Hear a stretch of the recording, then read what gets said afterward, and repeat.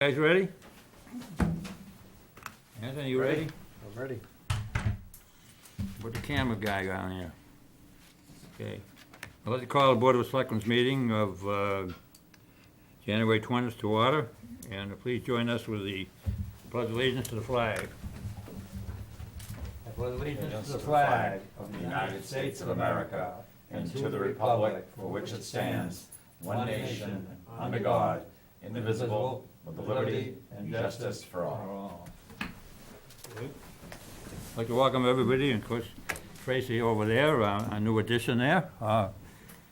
First thing on the agenda is the ratification of confidential secretary's appointment. Do we have a motion to that effect? So moved. Is there a second? Second. Any discussion? Ellen, I'd just like to point out, I think we had almost 200 applicants for the position, and thank the office staff for all their work weeding through all those applications. And of course, the cream of the crop rises to the top, and we're very fortunate to have Tracy with us tonight and fill in the vacancy, which was created by Jackie's retirement. Tonight's Jackie's last meeting, I should say. So it's been many, many great years, not only as a selectman, Jackie, but as a resident, and we go way beyond my time here on the board. So I want to thank you for many, many years of great service and friendship and hard work Thank you. without crying. You just had to do that because you know I'm a big crybaby. I am too. Thank you, Jerry. And I was on the board. I was lucky. It was a great appointment. It's been a good association with the board. He's worked very, very hard. And I think of all 23 years is 21 now. 21. I give you that. Well, I don't know. It's Yeah. just that you've been around, so I give you a couple more. But I'm going to wish you the best of health and the future. And it was a good run. And thank you very much. Thanks, Are you retiring? yes, thank you, Rick. Oh, retiring? Yeah. Yeah, yeah. Wow. You're gonna Defeated, miss me. untied. Oh, I'm definitely gonna miss Oh, I'm sorry. Anthony, got anything to say? I know this is kind of a short time with her there, but Yeah, it's been a great 3 months. Thanks, yeah. anything else? So we'll call for the vote. All those in favor? Aye. Aye. Anybody against? So it's unanimous. Oh, yes, aye. Thank you, and welcome aboard. Thank you. Okay, and Mr. Madden we have before us here. Okay, so we will be having well, we got a few minutes to wait here for the 7 p.m. now. We'll be on thing, and maybe we can, Squeeze me in. yeah, we'll wait for the time, so we won't, we can go to, Minutes on the second page. yeah, and maybe we should just explain there the thing on, well, all right, we'll go to the minutes. I was just thinking of the chili head thing there, we could see, but, all right. Let's go to the approved minutes of June 13, 2016. Is there a motion? So moved. Second? Second, any discussion? All those in favor? Aye. Aye. Unanimous. Accept and review the minutes of June 22nd, 2016. So moved. Is there a second? Second? All those in favor? Aye. Aye. So voted. Accept for the review the minutes of July 6th. So moved. Second? Second? Okay. Chairman, I think we missed one at the top, July 1st. All right, July 1st, okay. So, all those in favor? Aye. Aye. Aye. And the one we missed, That's, that's it, okay, all right. Fire department bucket truck here. Maybe I can say a little bit with that. It's now over at the highway, and what is the latest with that there? We talked about giving it to the forestry department. It certainly needs something to cut the many, many limbs that are hanging over a lot of the trees. But it sits over there, and what is the history of that and what's going to happen? David? Sure. So, as of right now, the fire department has issued a letter stating that they are no longer in need of the bucket truck. The police department is a member of a 3-municipality web task force, East Bridgewater, West Bridgewater, and the town of Bridgewater. They are requesting that they be able to utilize the vehicle. It would still be registered in West Bridgewater, be the property of West Bridgewater, but they would pick up 2/3 of the cost and house it in Bridgewater. There's also been discussion amongst the board as to whether or not it should be retained by the forestry department, and whenever the police department needs it, that they could use it, which is fine as well. So I am looking for clarification from the board as to where you would like to house it. The positive to it being housed by the web task force, it would be indoors in Bridgewater. The positive to it being housed at the forestry department is it would be more accessible on a daily basis, and it would be on property. Selectman Kinahan asked me to do some type of a cost analysis on the bucket truck. I think you will find that in your packet on page 59, and you will see that after doing some research, determine what the estimated retail and wholesale value of it is. It does require an annual inspection, the annual insurance, and obviously there's maintenance involved. That number is variable. One year it was $7,000, another year it could be $0.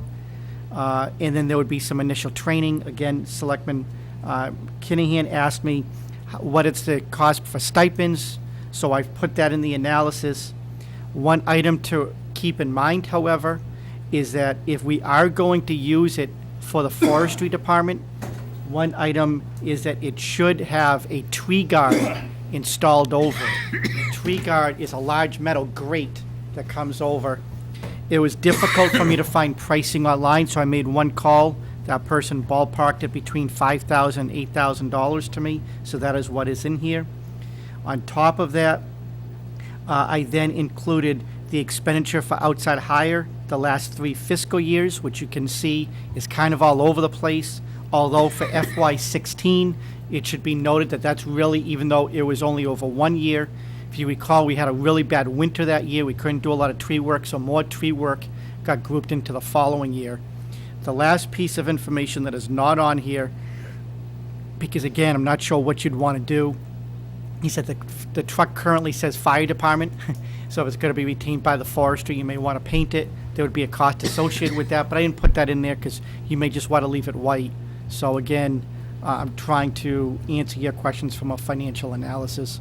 At the end, it's just a matter of what the board would like to do with the truck, and then I'll implement from there. Can I ask you a question? What does the task force going to want from a bucket truck? Yeah, so they won't be using it a lot, but apparently what they do is they install cameras, some in, some cameras that they want people to see, such as at traffic intersections, and they install cameras in other areas to be able to capture surveillance. So they would be using the bucket truck for that.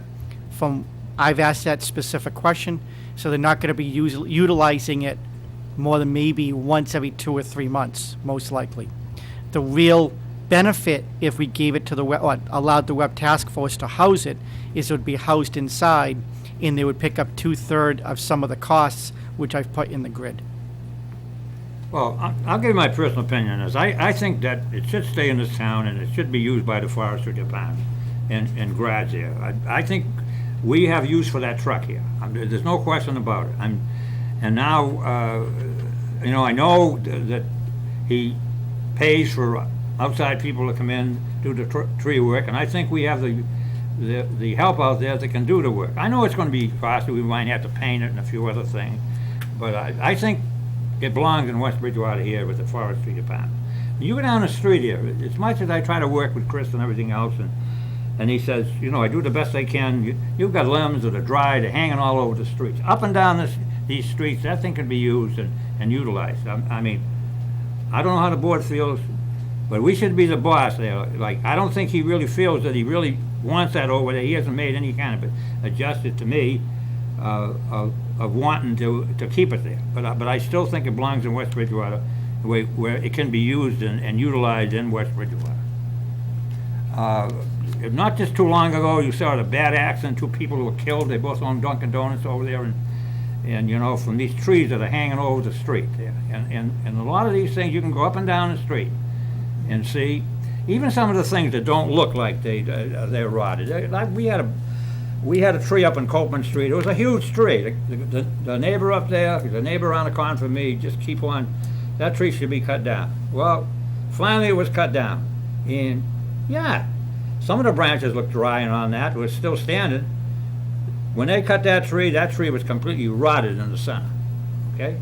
It's very, very hard to distinguish some of those trees, I know.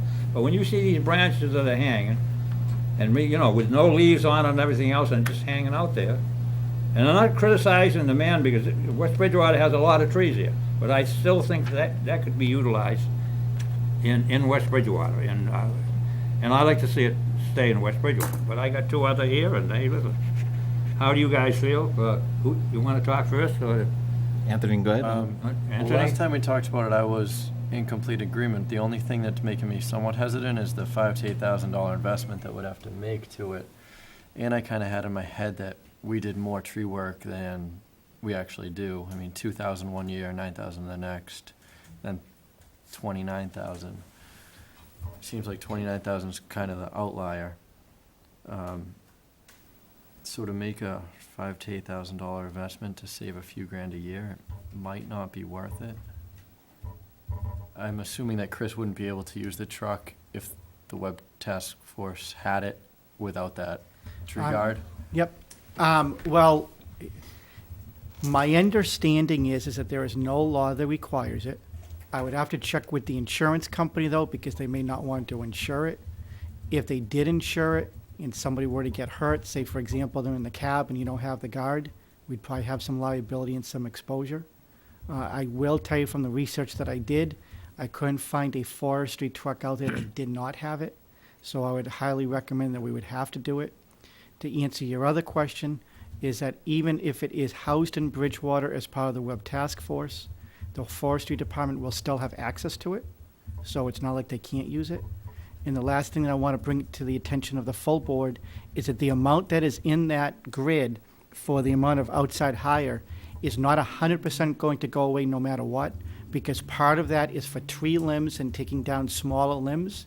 But part of that is also when they bring the crane in and take down larger trees, we will always have that expense. Just again, just so you're aware.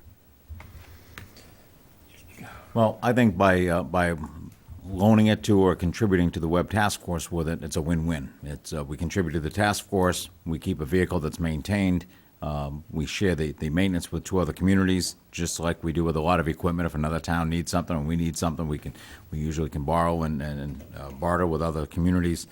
I think it's a win-win. We keep the vehicle, it's available and accessible, and we put it right in the contract that the town of West Bridgewater has priority use of it, and let them maintain it. Right now, it's sitting outside to the elements, and I do think, I agree with Eldon, it would be something great. We're not gonna do major tree work with it. It's a bucket truck, it's not a crane.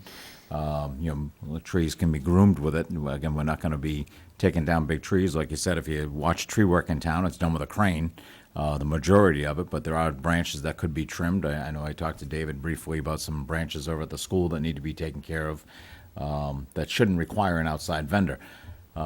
I think we do need to make sure we have one man on the forestry department certified on it, but I do think that, for some light tree maintenance, that we could use it for, I think it's just best to help contribute with the task force and still have it available to the town. It's a win-win. Okay, any other discussion? Is there a motion to the effect? I'll make a motion that the town go forward with allowing the web task force to share the ownership or use of the bucket truck, with its priority being the town of West Bridgewater. Also that at least one man gets certified on the use with the forestry department for local use. Excuse me one moment. That is fine to make in the motion, just to let you know, it's not part of their collective bargaining agreement, so it does have to be bargained. Okay. Doesn't mean we can still put a cap, I just want to let you know. Or I'll actually, if I can amend that, we'll say for the administrator to do the research and implement whatever is necessary to make sure someone's certified to use it. Okay, is there a second to that? Second. Okay, there's a second. Any other discussion? Just before the contract's signed, David, if we could just have a copy of it at the next meeting, whatever the agreement is for final ratification. I'll call for the vote. All those in favor? Aye. Aye. Marrero, no. Okay, let's move into the public hearing. Welcome, Mr. Madden here. How are you? Very good. How you guys doing? I haven't seen you in a couple of years. Yeah, I know. Actually, Alden, his hearing's not till 7:35. The first hearing's Chili Head, which we had a withdrawal. No, okay, the Chili Head, we did get we just get a letter from the attorney. Do you want to announce that, or? I would recommend that you read it into the record, but before we do that, if you could just take a vote to open the public hearing specific to the Chili Head. Well, okay, I'll entertain a motion to open the public hearing. So moved. Second? Is there a second? All those in favor? Aye. All right, we're now at the public hearing. Okay, we got a letter from the attorney Eddie Jenkins and Associates in Dorchester, Town Administrator David Gay, West Bridgewater Board of Selectmen, West Bridgewater, all copies of Jackie Flaherty, 65 North Main Street, regarding Chili Head Barbecue. Dear Mr. Giagni, please be informed that Mr. Stephen Wong, Chili Head Barbecue, has decided to voluntarily surrender all rights to the ownership of an all-alcoholic on-premises license. If there's any documents or administrative requests that are necessary to perfect this termination of ownership, please kindly forward them to my office. Thank you, Jackie Jenkins, copy, William Kelly, and Mr. Stephen Wong. So there's the letter, and they're withdrawing. Mr. Chairman, I'd like to make a motion that we accept the voluntary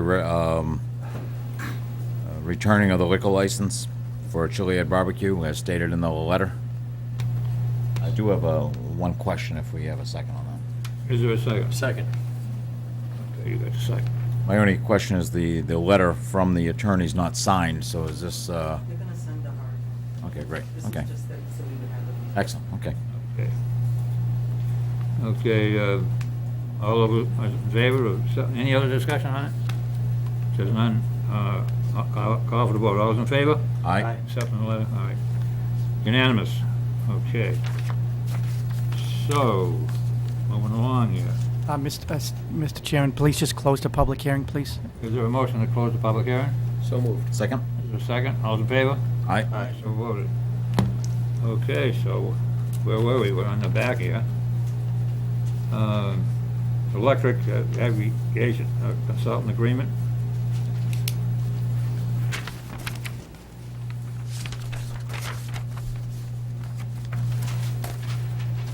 David, did you ever get to talk to them, some of the benefits that the town was getting over it that really weren't discussed up front when they were here, that were later discussed at the Old Colony Planning Council, of the benefits that we derive out of this as a town? So, Mr. Chairman, you brought that to my attention because obviously I wasn't at the meeting. Right. So I've not received any clarity as to what these benefits is that they were referring to. Yeah. However, what I can tell you is the consultant sent me 2 contracts. Yeah. One was the consultant agreement that is before you now. The second one was for the aggregation plan. So the consultant agreement, all it is doing is codifying what OCPC has already done, which is to go out to RFP, hire the most responsive and responsible bidder, which was Colonial Power Group, who represented the town at town meeting during this discussion. And so this consultant agreement would just allow for the next 3 years, with a ability for a 3-year rollover, for them to represent our interests as we attempt to aggregate electricity going forward on behalf of all residents and commercial in town. The aggregation plan has how we're going to aggregate and who's going to be responsible for what, and probably gets to the core of some of the issues and concerns that Chairman Marrero raised.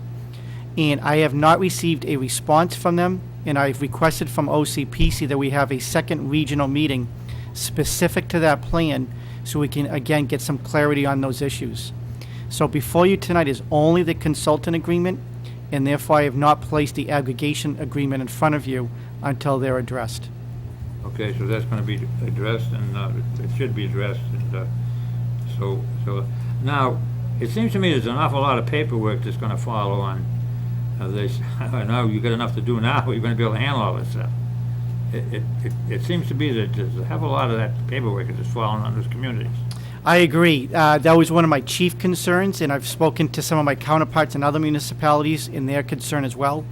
And so that's why, again, I'm not requesting that you sign the aggregation plan until we be able to probably make at least some tweaks, if not some bigger tweaks to that plan. Okay, so that's being, does the board have any questions on this? At least in this portion, I believe the entire process, there's no cost to the town, correct? This is all covered? That's correct. And again, just so I provide the best guidance that I can, by signing this agreement that you're saying that you're going forward in hiring Colonial, it does not mean that we are going forward yet with aggregating, because that aggregation plan will have to be signed. If at some later date that I'm uncomfortable with it, I will recommend to you that we don't sign it. If I am comfortable, I will recommend to you that we do sign it. But at that point, if you choose not to sign it, the process stops. But in no time are we obligated to pay anything, and even if we do go forward, it still does not cost the town any money. So who's gonna benefit from this? Is the town's gonna benefit, and also the residents are gonna be able to get lower, if we decide to negotiate this thing further? So that is certainly the goal. What Colonial Power Group would do is they would go out to RFP and try to secure the lowest bid price for electricity over a period of time, 12 months, 18 months, 24 months. That'll be your decision to make. If the bid comes in lower than what is the average cost now, you would sign it. Everybody in town would benefit that chooses to be a part of the plan. If the rate comes in higher, we just go out to bid again. And if it never comes in lower, you never aggregate. Dave, what are you looking for on the board? What are you looking for us tonight? So all I'm looking for you tonight is to take a vote to approve, signing the consultant agreement, which then provides a contract between the town of West Bridgewater, specifically the Board of Selectmen, and Colonial Power Group, and they would represent us if we choose to go forward. So you would take that vote and then sign the agreement. Any other questions? No. Okay, is there a motion to, Motion to sign the agreement? Second. any more discussion from the board? There's none, all those in favor? Aye. Thank you, Dave, for a lot of the work, I know you did. I got to some meetings, but I know you pretty well got to most of them, and just the last one there that you missed, but you were there for most all the things, thank you very much. Thank you. Thank you. Okay, elderly service, the director of the retirement agreement, copy beside you, before you. So all this is before you is that our elder services director is decide to retire. She is entitled to some contractual benefits, which are spelled out in the contract, in the agreement, and also that she has requested to remain as a consultant on call for a short period of time, and that is all spelled out in the agreement. So before you, if I would ask for a vote, and if approved, then also sign the agreement. All right, any discussion on that? I'll make a motion to accept the letter of retirement with the specific benefits outlined in our contract as listed. Second. We have a second on that. Any other discussion on that? I just want to thank Mary for many, many great years here in town. She's built up that senior center over there, and thank Mary for all her years of service to the seniors in our community. Yeah, I'd like to just follow up there. She's done a great job. You built from nothing over there to what she has over there today. It's a model for a lot of the communities in the area, what she's done. And we thank her very, very much, you know.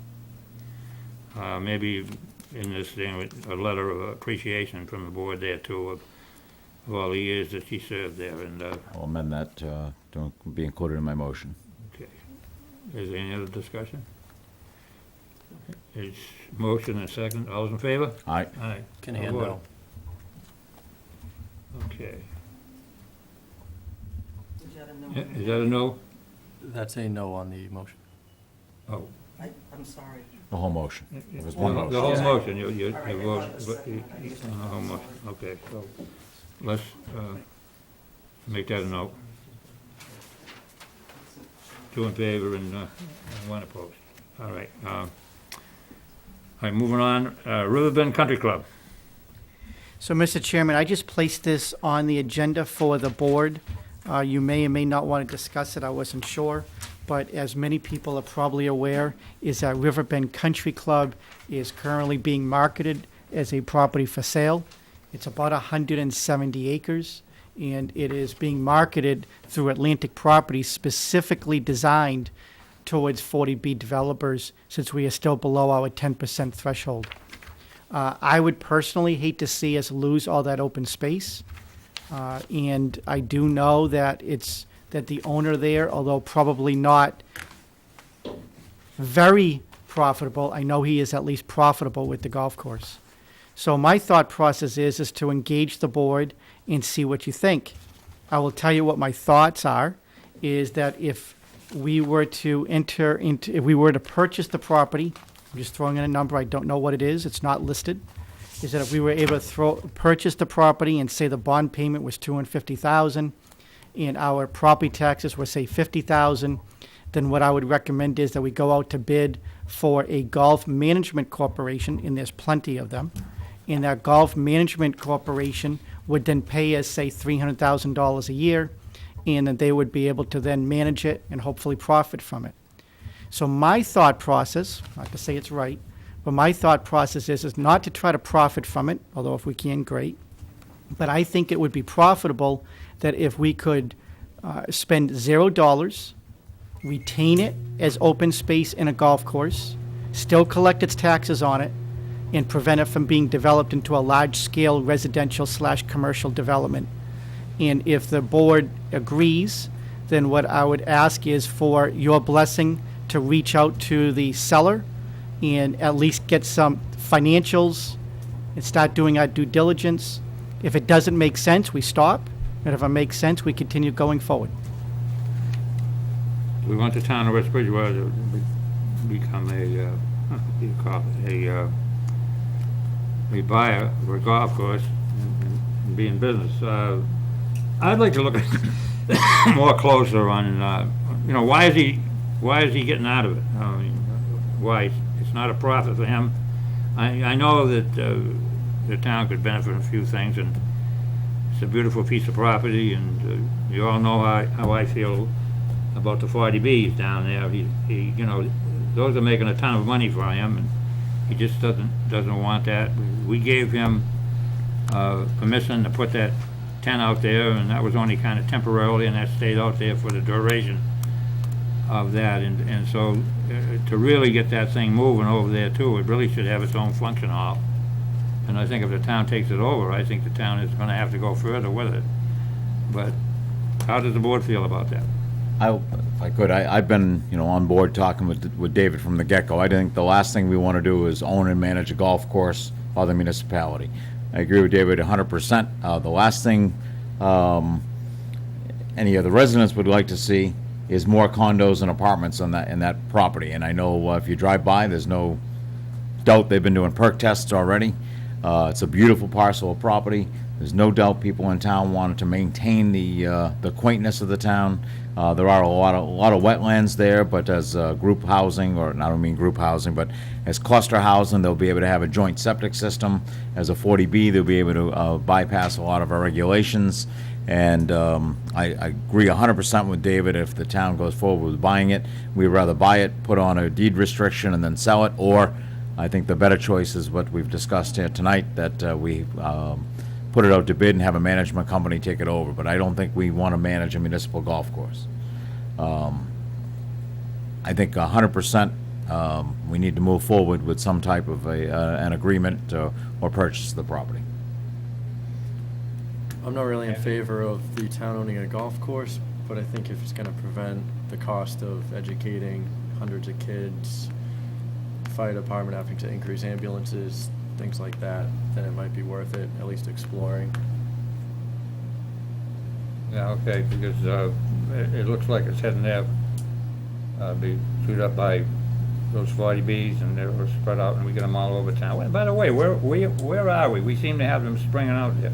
We're supposed to have 10%. When are we going to come to that? Are we anywhere near the 10% figure that we So officially, we're at 4.6%. However, as any other new development comes in, that number changes. So if just 10... Including 40Bs themselves. Well, that's true. So, for example, the Scotland 40B that's going in, 25% of those properties will be affordable units deed restricted. So that 4.6 might jump to, say, 5.1. However, we have another development up on Pearl Road, West Meadows, where you have a couple of dozen new homes going in, none of them deed restricted, so that will lower our number. So right now, we're at 4.6, but we're a little bit all over that number. In order to be able to prevent 40Bs, or at least require those developers to adhere and comply with our local bylaws, we need to be at 10%. Would it be fair to say that that's near impossible? Not if we could get legislators to change the laws to include our two mobile home parks or the two communities we have in town there. If we could get the legislation to change the laws to accept them, then we would exceed the numbers, Yep. which I think maybe needs to be a priority. We should probably ask and try to work with our representatives and senators to try to get that thing changed there. And what I don't understand there, when we qualified there, and all the times we didn't qualify for the senior center, and they included the both packs, and that's how we made and got the grant. And I don't know if it, works in something like this, but the other thing I have, you know how we're looking for, open space and that kind of stuff, and being in the wetlands reserve thing. I mean, I'm not totally against the thing, but I'd like to see more facts on the thing and exactly it studied more before I to whether I figure that we should buy it or not. Well, I think the reason it's on the agenda is because if we, as a We board, sort of don't interest- agree in the concept, then why waste anyone's Yeah, time? yeah. But really, my discussion with Dave is what he's looking for is the agreement to go forward with negotiation or discussion with Riverbend and see if it's even feasible. And I'll make a motion that we authorize the town administrator to go forward with an investigation and negotiation with Riverbend and bring back a final report. Recommendation. Seconds that. Second. Any other discussion? Okay, all in favor? Aye. Aye. Unanimous. All right, communication and reports from boards and commissions, town officials. We actually have a few more I think we missed on the first page, Alvin, under warrants. We are at the 7:20 for our Speedway. Okay, Speedway underground tanks, I think that's where we're at, right? Yeah. Transfer at 244 West Center Street. Okay, I think we asked a gentleman from Speedway to come in. We have them out here from Speedway. Would you like to step up front here and tell them just exactly what's happening up there? And welcome to West Bridgewater. How are you? Very good. Hey. What is the intention? And tell us a little bit what's going on. Well, my name's Wayne Bartley. I'm the region manager for Speedway convenience stores throughout New England, and Massachusetts, New Hampshire, and Rhode Island. Yeah. This is, And I'm Corey Damron. I oversee the environmental compliance for this region. Okay. okay. And basically, we're here to, I spoke to Luke Young, who is our Marathon Real Estate representative. Yep. Speedway, as you know, is owned by Marathon Petroleum. So I'm kind of here to answer any questions that you may have about that particular location. I know that there's an issue right now with transferring the licensing. Is that correct? That is above the board, in front of the board? Yeah. Luke filled me in on that and said that we are just petitioning to have them transferred, correct? Okay. Okay, so that's being done. The letter, email that I had sent you was, the selectmen specifically wanted to talk to you about the condition of the property and what the Okay. plans are, as far as where you're going forward with it. Okay. So, Aesthetically. If I could, Mr. Chairman, I had asked the board not to take a vote Mm-hmm. for a couple of reasons. One, I understand you've all put a deed restriction on the property, so it can't be a gas station. It's very, very close to the wetlands, it's grandfathered. There's next to nothing that could go there. So what I see is a empty piece of property, like the one that was down on Route 138, will sit empty for years, will collect garbage, trash. Your companies chose to put raw plywood around the structures, huge cement blocks. That's, I guess, our second busiest intersection in town. And in my opinion, it's a horrific move of the company. You've had inquiries about people willing to purchase the property to put a gas station there. You've denied, you did, by a deed restriction, you're denying anyone the ability to run a gas station there. And that was confirmed by our administrator. For my years on the Board of Health, I questioned the tanks remaining there empty, which is against the law after 2 years. We have a local law that restricts it from being vacated or abandoned for 1 year. I have no doubt the company's gonna do nothing but leave that property vacant. And there's very, very little anyone could do with the property other than run the gas station at the current location, current build-out, current size that it is. So in my opinion, what your company and the company that sold it to you is doing is they're giving us an eyesore that's gonna sit for years. In addition to that, it's gonna become an environmental concern as you abandon the property when you can't sell it because nothing can go there other than what's already there. Okay, I guess Corey, on the environmental part of it, are we within compliance at this time? I did not know, so there, you have a local bylaw that says the tanks have to be removed after a certain period of time. That is correct. What is that time? 1 year. 1 year. 1 year. So I know, because Mass DEP, you can place a tank and temporarily out of service for up to 5 years. So if your requirement's 1 year, then we'll have to look at potentially pulling those tanks. But if you're putting a deed restriction on it that it can't be a gas station, why do they need holding tanks? So you're asking us, why do we need holding tanks there? If you're saying it can never be a gas station again, then you're saying we're gonna leave the tanks there for 5 years, because maybe we can, maybe we can't. What's the point, Well, other than just, again, creating an eyesore for our community? okay, I think in all due respect to the board and to the chairman of the board, at this time, we are entertaining all options that we have. I spoke to our Marathon real estate representatives as well as I represent Speedway in the New England market. We are looking at all options. Could I stand here today and give you a conclusive answer about what the plan is right now without the plan being definitive to us? I can't, unfortunately. I know we are looking at all options. We did not purchase Hess Retail Operations in order to create any issues within any community in Massachusetts. We purchased them to be an outstanding retailer. We've invested heavily in our stores, as you can see, the one right off the exit. I'm very new to the area, so the one just there in Raynham, across from the Mobile, down from where the old track was. That's great for Rainham, but we're worried about West Bridgewater. Right, but I'm just telling you that as an Right. example, we have invested heavily into the market. So at this time, for me to tell you what the definitive answer long-term is for it, we haven't made that decision yet. But people, there have been inquiries to purchase it, to reopen a gas station, and they've been told no. And those people come to us, of course, asking, what's up with the gas station? Why can't I buy it? Can they do this? And the answer is, of course, they can do it. Is it what's right for our community? Probably not. Is it right what's for their business? Maybe. But our issue is we need to make sure we take care of our town. It's great what you've done in Rainham. Your store is beautiful in Brockton. We need to worry about West Bridgewater. And so far, for a little bit over a year, it's been an eyesore. And it's getting worse as people dump stuff there. Again, you dropped off some beautiful, big cement cinder blocks that we get to enjoy in that intersection. And some raw plywood that really looks nice in the aesthetically pleasing area. Sure. So I think we'd like to see a plan. My opinion is you need to rip everything down, tear it up, plant some grass, and put a few trees there, and say goodbye and enjoy the little green space, West Bridgewater. I have a feeling that's not what you're going to do.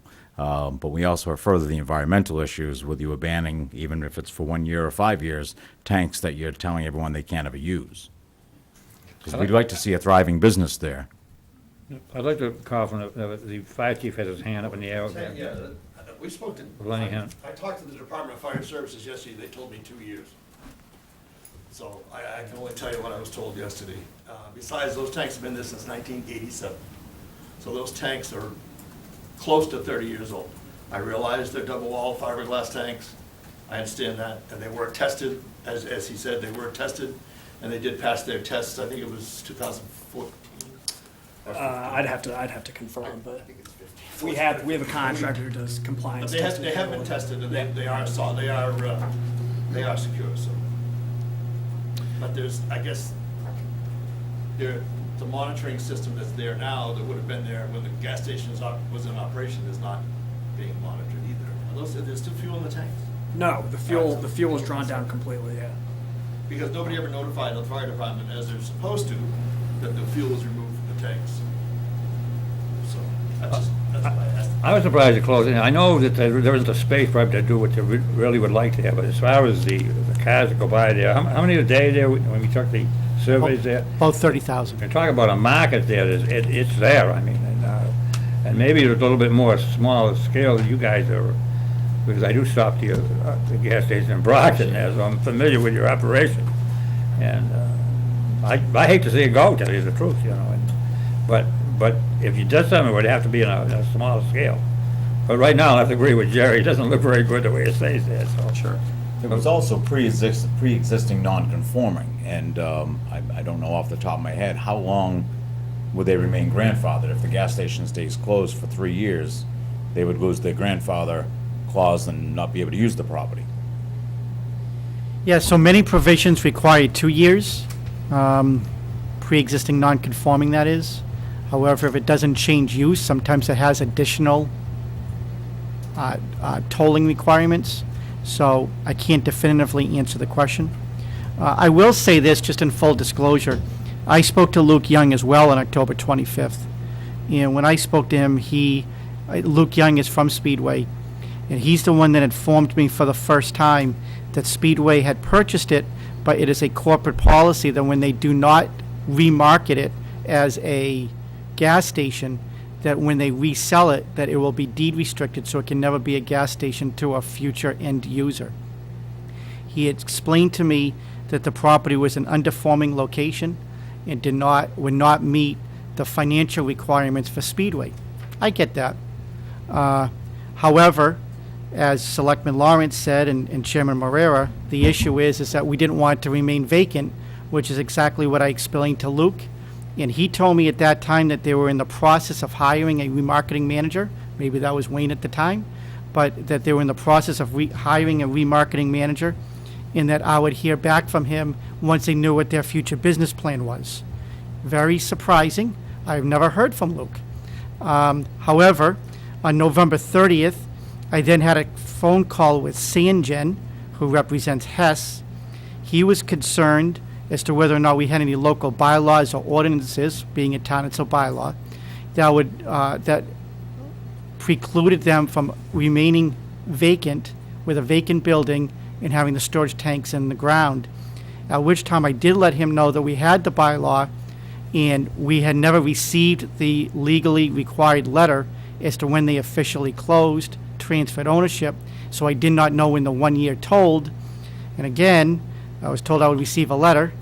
I am going to shock everybody again, but I've never received that letter. Again, I know another surprise.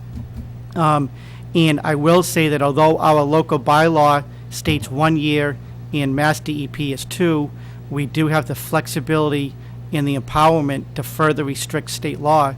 So therefore, our 1 year is the holding local law that was already approved by the Attorney General's office. So as we sit here today, if it's been closed for more than 1 year, they are out of compliance, and therefore they can be fined. If they have been closed for less than 1 year, they are probably in the process of about to be fined. So I think that, we need to figure out exactly what they're going to be doing with the property and probably remove those tanks. I'm gonna guess nobody from the company lives in the Elm Square area or drives 106-28 every day to enjoy the view. I cannot answer that. I don't know where all the thousands of employees live within my organization. Chief?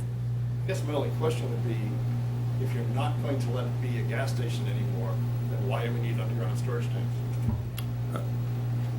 Is that question? And as the administrator just said, he's been told that that's probably what's gonna happen. So how long do we have to wait until we decide that it's not gonna be a gas station and we pull the tanks? They're 30 years old already. To answer your question, I am, couple questions that were raised here. I am not the marketing manager, I am the region manager. I represent operations, and I represent the functionality, the purchase, and so forth. Luke Young works for Marathon Petroleum, it is Speedway, but he is our real estate rep, so he comes to us, talks to us, kind of the way our system works.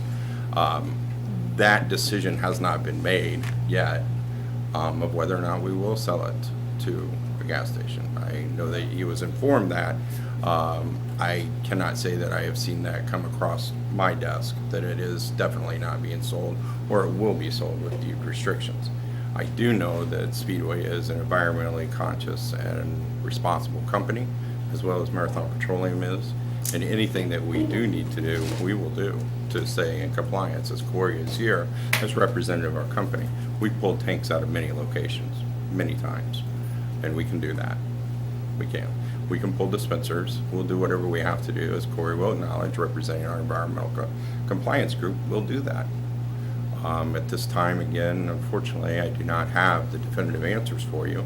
If we do need to escalate this up and move it forward, as I'm receiving from the board today that we need to do that, I'm going to get in touch with our corporate legal team, and we'll start that process.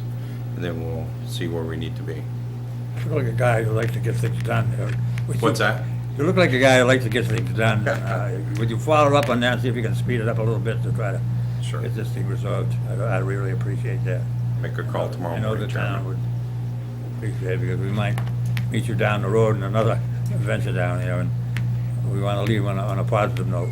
I hope so, because we do plan on building new stores and new locations, invest heavily in the community. We didn't buy these assets in order just to settle them, and as Corey will tell you, and I will on my Yeah, side. And we try to stay business friendly as we can with the different business. In fact, me being around most of the time in the last 36 years there, and the board sees to me that make sure that the minutes are signed and signed on time, because, you know, sometimes Jerry's flying all over the countryside, and of course, Anthony, our new member there, he's busy too there, and I'm available here. And I don't like to have things sitting on the desk here unsigned, and, you know, we go through those kind of things. And Stick to the relevance of the yeah, hearing. so, but I just asking you to see if you can speed that up there, would really appreciate it. I appreciate that, Chairman, and we will. And as you've seen in the Midwest, Speedway is a brand that's well-known. And we do grow stores organically within the markets, new builds, rebuilds. And we do plan on doing that up here. So I do appreciate the comment that you made about being business-friendly in your town. Is the property currently for sale? Currently, it is being looked at for that. So I spoke to Luke, who is the real estate representative. He does have, he is taking bids on it. He is taking offers on it. Okay. When do you think you can have a response to us? I can let you know, I'll get a hold of our corporate attorneys tomorrow, and then they'll get in touch with you. For me to give you a definitive date and time, I can't do that at this time. I appreciate whatever. But they you do. definitely will reach out to you. Can I have a name for the record? Wayne Bartley. Yeah, For business card? I should do. The board have any other questions? Chief, got any questions, any more? I want to thank you guys for coming in, and make sure that, hey, probably meet you in the future down the road here somewhere. hope so. You know. Okay. I have one other Thank you. question. One other question So for in order Anthony. for you to remove it, do we have to transfer it to you? So we still have this transfer in front of us. We haven't voted to transfer. So will we need to do that in order for you to remove it? Currently, it's listed under Hess Retail, correct? Hess Retail Operations or Hess Retail Stores? Hess Retail Operations LLC. I guess that's really more of a question for you, Yeah. whether or not we need to transfer it into Speedway's name in order to remove the tanks. I'm not inclined to do anything until we get further feedback on the status of the property. Okay. Okay, so we'll leave it there until. Technically, Hess Retail Operations doesn't exist anymore, so. We bought them. Yeah. And It was a we- merger. Until we hear from you, then we'll. We'd have to, I guess. Okay. Pardon me? We'd have to transfer into Speedway's name. Yeah, we'd have to, because we purchased them under the agreement, and so. Okay. Well, we'll leave it, thanks for coming, any other? Thank you very much. Thank you Thank guys you so very much. much, guys. Have a great See you night. later. Thanks.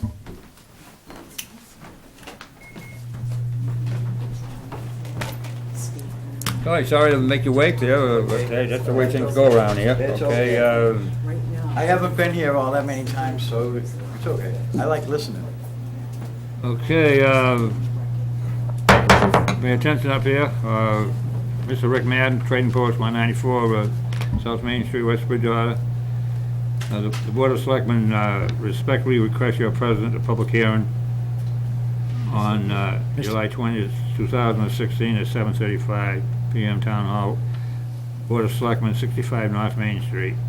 The hearing will be held, consider the revocation of an antique secondhand license pursuant to Article 24, Section 1, Article 45, Section 2 of the town bylaws, specifically for non-payment of taxes and failing to file your renewal application along with appropriate fees. Please confirm that you will be attending. Thank you. Jackie Flaherty, Assistant Administrator. Copy to John Duggan, Treasurer Collector. Attachment Town Bylaws, Article 4, Section 1, Article 45, Section 2. Is there a motion to open the public hearing? So moved. Is there a second? All those in favor? Aye. Public hearing. Mr. Madden, we're gonna hear from you. What's going on? May I address the board? Yes? The situation that had came up was there was a miscommunication between myself and the assessor's office. 2 years ago, I closed the retail part of the store, which means is I downsized. And I spoke to the assessor's office about that. I have a warehouse now out back, and I have a little cash for gold suite. A lot of people, I was paying $1,300 a month for the rent. A lot of people were coming in wanting money. Nobody was coming and buying nothing. So I had to load my trucks, rent U-Haul trucks, take them to flea markets, try to get rid of all the stuff that I accumulated over the last 9 years in West Bridgewater. I ran into a financial situation. Jackie worked with me, went above and beyond. I kept saying, okay, okay, okay. It will happen on this day. Something came up and it didn't. Right now, I'm working on a $1,200 a month pension of my own. That's all I got for an income. Business really is lousy, but for the reason I don't want to give the license up. I've been doing a lot of flea markets, I've been doing a lot of yard sales, I'm not purchasing a lot off the street anymore because of all the stuff that went on with the police department, the stolen stuff, the mother and father's calling, so I'm doing a lot of flea markets now with yard sales and auctions when I can afford it. I do owe the taxes. The assessor's office closed me, is what the problem was. Now, for the last 2 years, I have had a license. I have had a building occupancy permit. Evidently, the assessor's office didn't touch base with Steve or Jackie to find out even if I was still in business, because I told them I was still in business, but I'm just closing the retail part of the store. I told the assessor's office that. I didn't get any bill. When I came to renew my license this year, Jackie said to me, Rick, you gotta go pay your taxes. I said, you got any idea how much I owe? She says, well, they thought you were closed. You owe $357 in taxes plus the $100 fee. I couldn't come up with that right away because I'm working on my pension. I don't want to give up the license because I don't want to get in trouble for buying something if something does come in my door. What I'm asking the board for is if there's a possibility within the next month or two, I can pay the $457, Jackie? Well, right now it's $381, but it's going up. That's, every but not month. counting the $100 for the Right, license. so it's $481. So it's $481, it's $500. If I could have anywhere between 2 to 3 months, I can split that up 3 ways out of my pension if worst case scenario came, and I can get this bill paid and done and over with. So, you know, I don't want to have my license revoked. I don't want to have, you know, be here for non-payment of taxes. It's just that when I went to the town hall to renew my license and she said I owe taxes, I went right downstairs, I was gonna pay it. Until they told me it was almost $400. I says, why is it so much? I pay $67, you know, a couple of times a month. Oh, well, you've been closed for the last 2 years, we closed you out. I said, who was closed? I wasn't closed. You know, like I said, I had a license, I had an occupancy permit, but the downstairs assessor's office thought I was closed. So there was a whole bit of miscommunication. Jackie had called me up 12 times, Rick, can you come up with the money? Can you come up with the money? I said, well, this pension check, I have to pay my car insurance. I got to pay my rent for the suite I'm renting. I got to have a little bit of food left for money and everything. Whatever I can come up with, I will. But it came down that I had a breakdown in my truck. I ran a little tight that month. Now, I have 2 spots inside the Rainham Flea Market. Cost me $80 a week. That has been doing okay, trying to get rid of some of the stuff that I have. So now I'm starting to, make a couple of extra dollars a week. So I'm asking the board if there's a way possible that I can get this paid, but I just need a little bit of time. I don't want to have everything like taken away from me. I don't even want You to. ever try to go down? I've been good in town, I mean. You ever try to go down to assessors, I'll try to work out something in payments, so you ever talk to them on that? Well, I'm sure I probably could, but where I was coming But to. you the- haven't approached them. Where I was coming to the board instead, I didn't go down there yet. I wanted to wait to see what was gonna go on with the board. If you Well, guys then- were gonna like throw me out of the meeting. No, and we don't say- throw anybody. We try No, I know, I'm try just to work joking. with most people. I'm just joking with you. Try to be more fair. Right. Yeah. That's the situation that occurred. Uh, It isn't like I didn't wanna pay it. Anything, what do you got? Got anything, So you've been open the whole time, and are Whole you time. open set hours, or are And you I've had my open- licenses every year. There's an email up here that says that you specifically told the assessor's office that you were closed. It's right here. It's from Gene Upton. That's why they canceled you out. Patriot Properties went out there, found out that you were still in business, and then they rebilled you for all the months that you didn't pay. that's what That- happened. I never happened? told them that I was closed. That's all I said was I was closing the retail part of the store. That's all I said. And Steve even came down to check me out because I had a cubicle in the lobby of Tom's building in Belmont Plaza until a suite was opened up. Now I'm in a suite. So I mean, I told them I did close my retail, but I don't know if they thought that I was closing the whole store. I don't know if they knew that I had a warehouse downstairs or anything like that. So really, it was a miscommunication. Right, but I There's no was told question. also that you have a warehouse out back and you're storing stuff out back in there. So you do have stuff on the premise. Right, right. But So- it- Yeah, can't help but the that. point I'm trying to make is why would I tell them I'm closed if I'm not? Okay, well, Gene Upton said Yeah. you were. I know, but she, Also annually, when you get your personal property taxes, a form to fill out. And it outlines your cash register, your shelving, your I have, your forklifts and all that. If you were filing that every year, then they would know you were still there and still in business. right, I didn't apply when I downsized. That's what I should have done. A bunch of people, I'm new at all the assessor's office stuff, but a bunch of people have said the same thing. Well, Rick, you were supposed to go in there and tell them that you downsized. You closed the retail part of the store. Could you please send somebody down and let's check out what you're using now? That's my fault, only because I've had 1,000,001 things going. I'm going back in for surgery on my prosthetic leg. I'm not gonna be able to walk for 3 months. Just a whole bunch of stuff going on right now. And like she said, she's been calling me and calling me and calling me because I'm forgetting. I got so much going on. It's also been alleged to me, which I haven't done anything but seeing you here, I'll ask you, is someone residing in any of those units that you rent? No, we have a security office. Tom has full 24-hour surveillance security there now. We have a surveillance office. Now, in that office, I built that office. I set up all the cameras like I had in the building out in front of Cumberland Farms. I had 27 cameras there. Tom's building, I had almost 20 because when the pawn shop was there. You know, you want to know if someone's coming around the corner with guns or something. But we have a security office, and yes, I have a couch in the office. Sometimes I sleep there at night. Yeah, I'll pass out there. I got a microwave if I can make something to eat. But I mean, as far as living there full-time, no. And are any employees smoking in the building? We used to, in the garage. Out in the warehouse, not anymore. Because I've had customers say that there's employees and customers smoking in the shop when you're in the shop. Yeah, absolutely. I was here for that, remember? Well, this was recent, I mean, at your location now. The warehouse down in the garage. I don't know, I'm just asking, you're here, so I might as well ask you. There's no other place that I could smoke in the building because I'm not in that section of the building. I just have the warehouse and the suite. I don't smoke in the suite because I just painted it and redid it all over. Yeah, I'll smoke a cigarette out in the garage, but Tom Belmont has changed the policy of the building. There is no smoking in the building at all anymore, and I abide by that. all right, David has his hand up. Dave, Just a anything? quick question. What hours are you open during the week? I'm usually open from 11 in the morning until 8 at night, usually. But I mean, my hours have been fluctuating. Like in the winter, I close early, and I open later.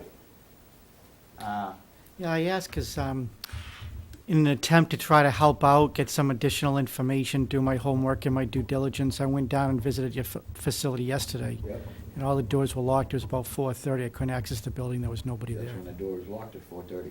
We've been closing, yes, I've been closing early, yeah. I've been closing at 5 o'clock, the front door gets locked, the lobby door gets locked. So 10 o'clock to 8 o'clock is not the hours then? Of what it used to be, no. Those hours have changed. So when it comes time for me to do my license paperwork again, the new hours will be on it. Well, I'm just- just getting too old to work 10 to 8, you know what I mean? Well, just so you're aware, during that time when apparently it was closed, there's a big sign in the front that says open. I know, that's my mistake. I've had that in there I've had that sign in that window that says open for 5 years. You know, I just don't turn it around, in the lobby window, right? Yes. Yes, okay. Well, I will take care of that and turn the closed and open. the only time the board can do anything about here, you're gonna have to settle the taxes, that's, you know, get them fees paid. And then we can take action, but right now, our hands are tied. Right, I understand that. Because originally, Rick, it was 161. Right. And since if you had made some kind of came in and tried to make some kind of an agreement with the treasurer collector, we're always willing to work with people. Right. But, so now you've been assessed all these fees, so you've gone from 161 to 381. I mean, it's crazy. No, I understand that. So if you want, I'll go in the morning, and I'll sit with the assessor's office, and I'll try to get stuff worked out. And then maybe after that's all paid, then we can come back in. It's actually the treasurer's office that you need to sit with, Okay, and it's gone to a private collection company. I have it. I think I have that paperwork. Well, what I suggest to the board there, why don't we keep the hearing open and waiting to hear from him, come back, and then we can take action. How's that? I'm fine with that for next meeting. You fine with that, Gary? As far as it Continue the stands, hearing for A definite period of time. How much time you need? as far as it stands right now, last year's license expired. This year's license was not renewed due to my taxes, so realistically, I'm closed. Am I? Right. But you said the store's not open, you just have a warehouse. Well, I have a suite, Castle Gold Suite, which is open. But I mean, while I'm waiting to take care of this, realistically, my license isn't renewed yet, Correct. so I can't do business. Right. None at all, right? No, not at all, because you don't have a license. Right, okay. All right, what, 3 weeks or Next Yeah, meeting. the next meeting? Next meeting. When's the next meeting? Your next meeting is on August 17th. August 17th? The day after my birthday, that will be fine. So because this is a public hearing, what I would request is, do you know, Jackie, as to whether or not we have it 7 o'clock and anything on August 17th? All right. So what I would ask the board to do is to take a formal vote to continue the hearing until 7 o'clock on August 17th. If nothing happens to come on that day and I'm the only one, you guys can postpone it another week over there, if you need to. Only because I don't want to be the only one here. Hey, listen, we're trying to help you out now, I know, now you're I looking know. for more. No, the 17th if- of August is fine. But if he comes in compliance before then, Yeah, right. then the license could be approved Put that in the motion. between now, so.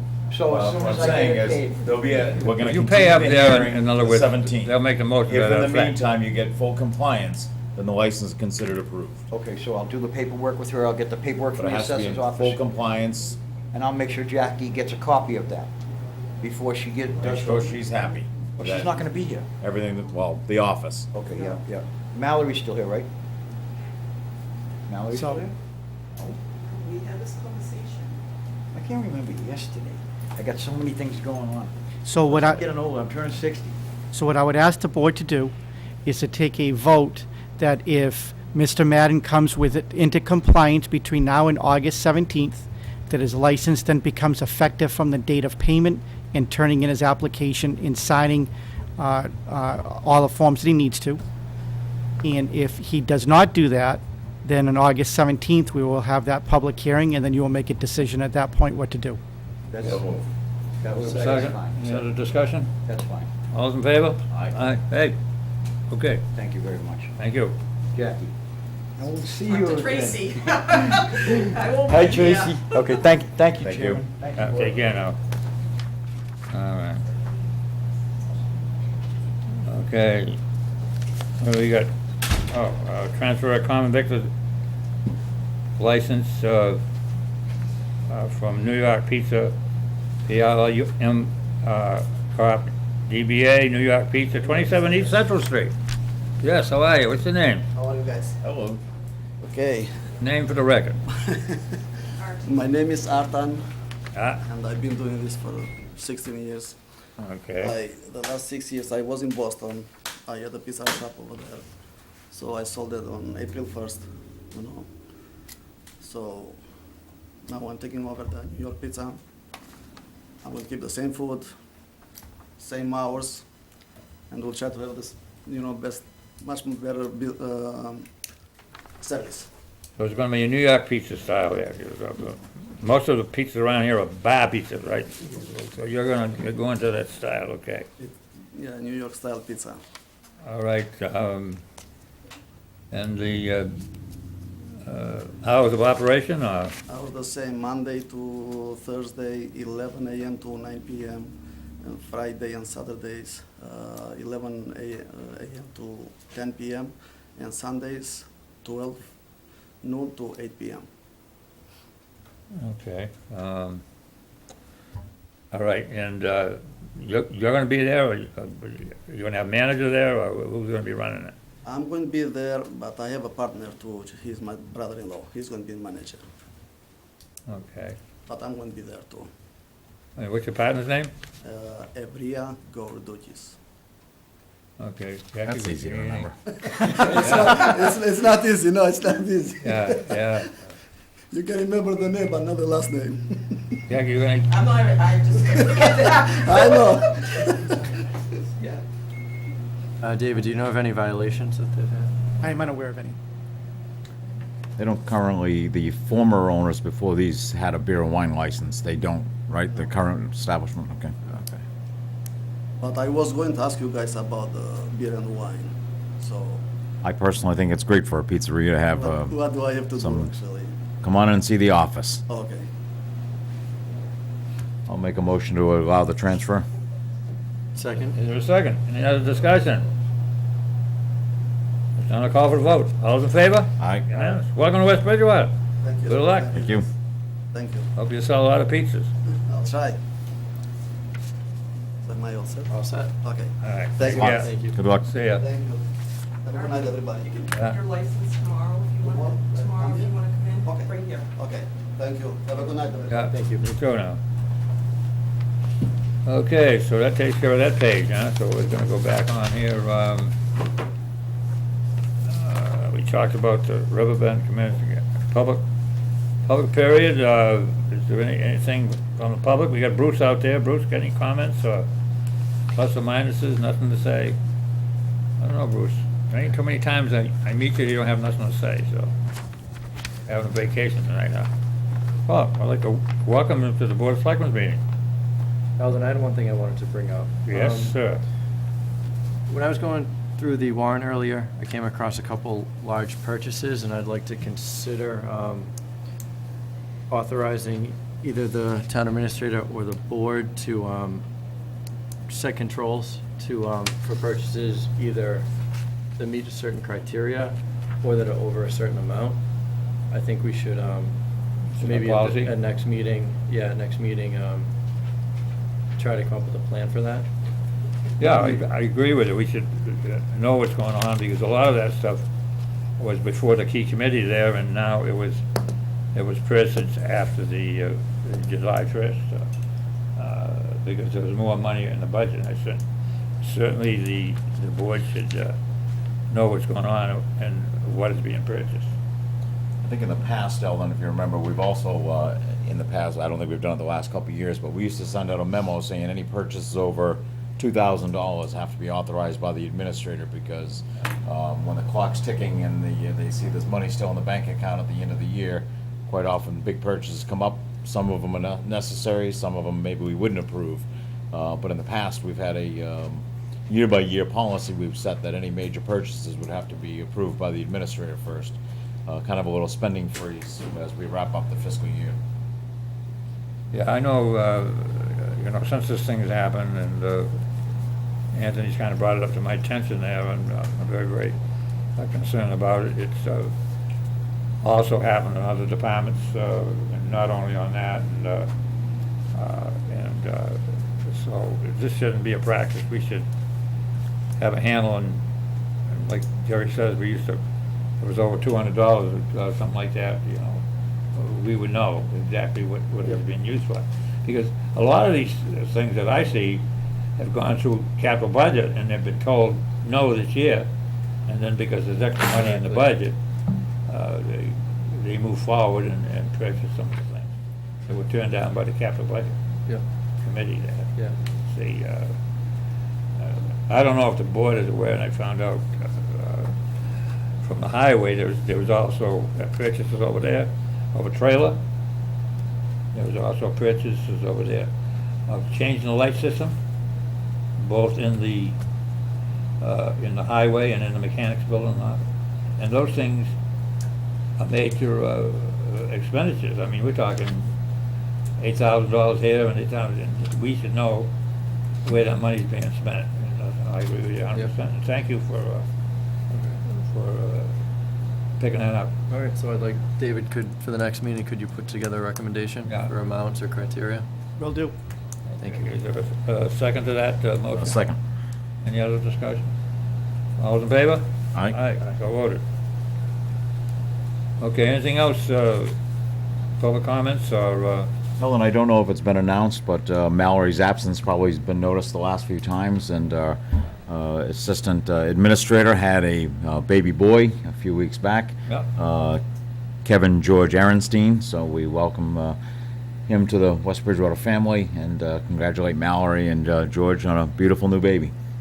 very good. Okay, anything else? If there's none, I'll move to the town administrator's report. Yep, we still got warrants and selectmen business, page 1. What do we got left there?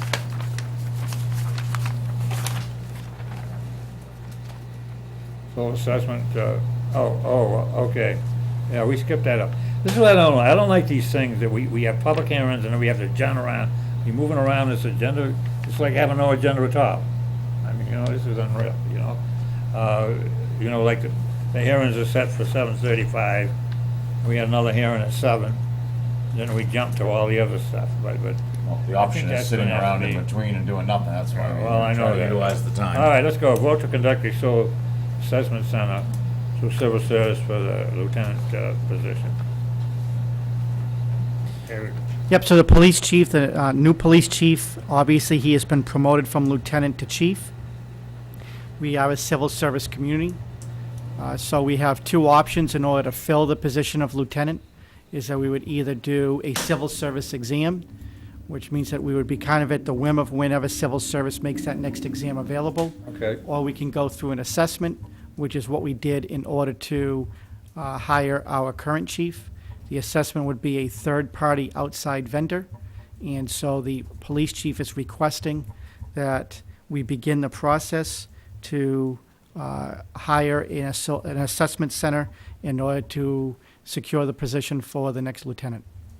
I think that's worked out very well for us, and I think I'd like to follow the same procedure. David, can you tell me, I don't know if you can answer this, but how subjective the test is? Do they have certain, like, a matrix that they score on? Is there some subjectivity to that score? Sure. I guess to answer the direct question, everything is subjective because it's not a multiple choice, and it's not like a fill in the blanks. However, I will tell you, I was extremely impressed. What they did was they conducted the assessment technically over 2 days. On the first day, what they did is that they gave the 4 candidates for chief, they gave them a document which was in reference to President Obama had a task force for 21st century policing. They were all required to read it. I read it. I'll say it was probably about 25 to 35 pages. And then they had to turn in a written report based on pre-populated questions on that. And that report was handed in the following morning to the assessment center. They read that and then scored it. So to the extent that you read it and have to score it, that certainly is subjective. But I will tell you that the questions were pretty direct, and they were required to give about 5 to 8 pages for a response. So they had to invest some time. The second day was all real-world scenarios, and there was 4 different exams. And so each person would come in individually, and then that task force or that member board would then put them through individual role play and then score them off of that. I was in attendance for its duration. I could tell you it was aggressive. It was informative. At some times, it was actually a little uncomfortable, but I think that police chiefs a lot of times are put in uncomfortable situations, so it was real world. And that's why I say I was extremely impressed with the level that they went to in order to be able to score everyone. At the end of the day, I scored them just because out of curiosity, and it turned out that the way my ranking of them was consistent with what their ranking ultimately was. It was that ranking is then with all of the information is forwarded over to civil service. Civil service then reviews to make sure that there was no errors or favoritism involved. Once they make that decision, they then contact all of the individuals and allow an appeal period of 7 days. Nobody appealed it, which again in theory would suggest that everybody was comfortable with what the ultimate ranking was and where they fit in that ranking. And then that ranking is then forwarded over to the board. So I would presume that that same process would be followed in this situation as well. Okay, thank you. Any other questions? Yeah. David, would you be sitting in on this process again? I intend to, yes. Is there one company, is there different companies, we're gonna use the same company? Is there benefits to using a different, I don't know, is it gonna be the same guys or girls that come out and do the assessment? If we use the same company, because a lot of the applicants are gonna be the same, so they may have a predetermined, view on the applicants, opposed to using a new company, if there is any others? Sure. So there are a handful, these are all private entities. Usually they are retired police chiefs with 3 or 4 or 5 other members. In the one that we used, that is exactly what it was. That's pretty consistent with what the other firms are. In the chief search, Chief Clark at that point had recommended the company that we ultimately used. I did my due diligence, spoke to the proprietor, and also spoke to other municipalities who had used them. Everything came back positive, so we went with them. That doesn't mean that we should go with them again, because as you said, it's the same people, for the most part, that would have an opportunity to interview. So your choice as a board, you're the appointing authority. If you want to require to use the exact same company, you could. It is below $10,000, so there is no bidding requirements. It is just best practices. If you wanted to say, hey, we used one company, let's change it up a little bit so there would be maybe a different format, different personalities, then you could take a vote to say you can hire anyone you want except for this one. But again, that's really ultimately your decision. And if you want to rest the decision with the chief to make that decision, you can do that. If you want to rest that decision with me, you can do that. It's really entirely up to you as the board. Which way would you like to go? I think a different company would be a good idea, but. I didn't think about that until you just said it. I mean, Yeah. 3 of them will have. I'll go along with a different company, hey, so it won't be like a status quo type thing, you know what I mean? Yeah. Well, if you want to pick I don't have a problem with you picking the company, or if you want to pick the company and consult with the chief, or I don't have a problem. I just think you pick one and go with it. Is there they must be certified by the state, each company, or by civil service, or? That is correct. They all have to be approved by civil service in order to take part in the process. I don't have a problem with leaving that to you. So, I think it's great you were there too. I know you Yeah. told me it was pretty intense, so it's good. all right, do we have a motion to the effect there? Do we try another company and let Dave be in charge of that? And move the thing on? So moved. Is there a second? Second. All those in favor? Aye. So voted. Ratify the police chief Donald Clark's F-17 contract amendment. So move. Is there a second? Second. Any discussion? If there's none, I'll call for the vote. All those in favor? Aye. Aye. Aye. Okay, act request on appointing Donald Clark as a special police officer. I assume this comes with a recommendation from the current chief? Yeah, and I checked, he is qualified. Oh, he is quite, I hope so. Motion to approve the appointment. Is there a second? Appointment. All in favor? Aye. Aye. Sick time policy, department heads, You have that in the thing, I was reading through it before the meeting. Do you have any problems with that? Yes, so just as a FYI to the board, collective bargaining units have the ability to be able to develop a sick time bank because they bargain as a unit and therefore they can create internal mechanisms and controls, and it is codified in their CBA. Department heads or non-union personnel doesn't have that flexibility. And truthfully, I had a conversation with Chairman Marrera about it. You know, I earn so many sick days per year, and so I could easily argue that my sick days, I could just do whatever I want with them. But I really think that in the spirit of collaboration and working together is that we should have some type of a policy where everybody is aware of it. So what I did is that I put together a policy that would allow all non-union contractual employees under the Board of Selectmen and the confidential secretary, is that all of us would be able to take part in it. We would be able to donate up to 10 sick days. Again, I'm not married to the number, that's the number I chose. But we could donate up to 10 sick days per year to an individual. For example, somebody gets gravely ill, somebody is on maternity leave and doesn't have enough time, or any of the other situations that you could envision. But I also wanted to make sure that the board was aware. So what I was thinking is that I would create a form. It would be an acknowledgement form, not an approval form.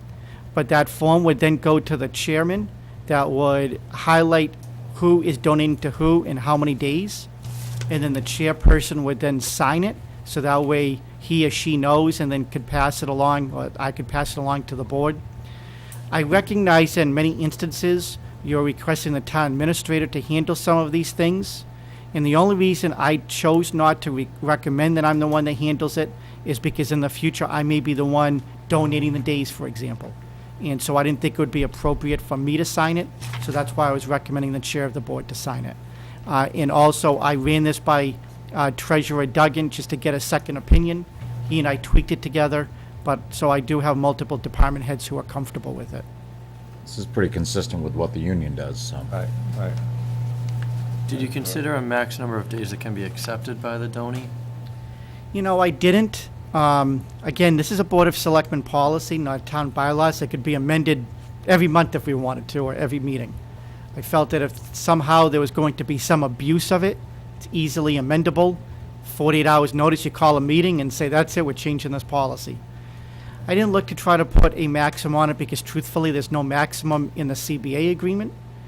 So in theory, if they accumulate 978 days, which obviously they won't, but if they did, then somebody, say, God forbid, got a real serious disease and they were out for 9 months, they'd have the ability to get paid.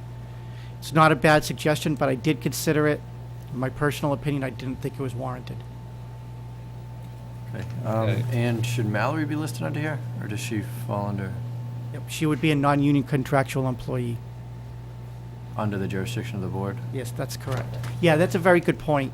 I want to make sure that it's clear because people at home are not watching this. This is only non-union contractual employees and, of course, the confidential secretary under the jurisdiction of the Board of Selectmen. It does not involve department heads that are not.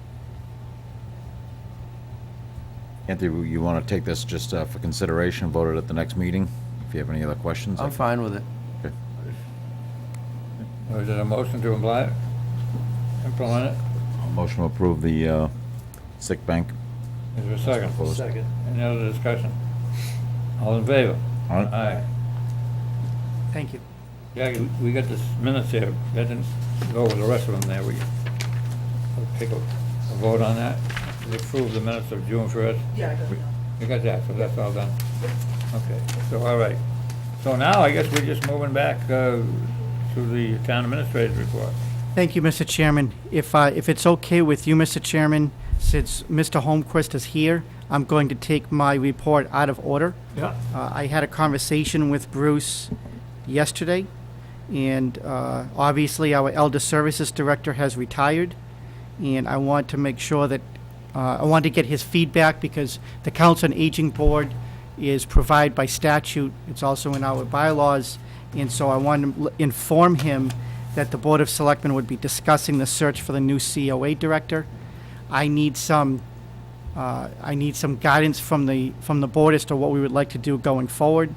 Below that, I'm going to ask you to appoint Marilyn Mather as the interim director. This is not a civil service appointment. There is no statutory requirement on this.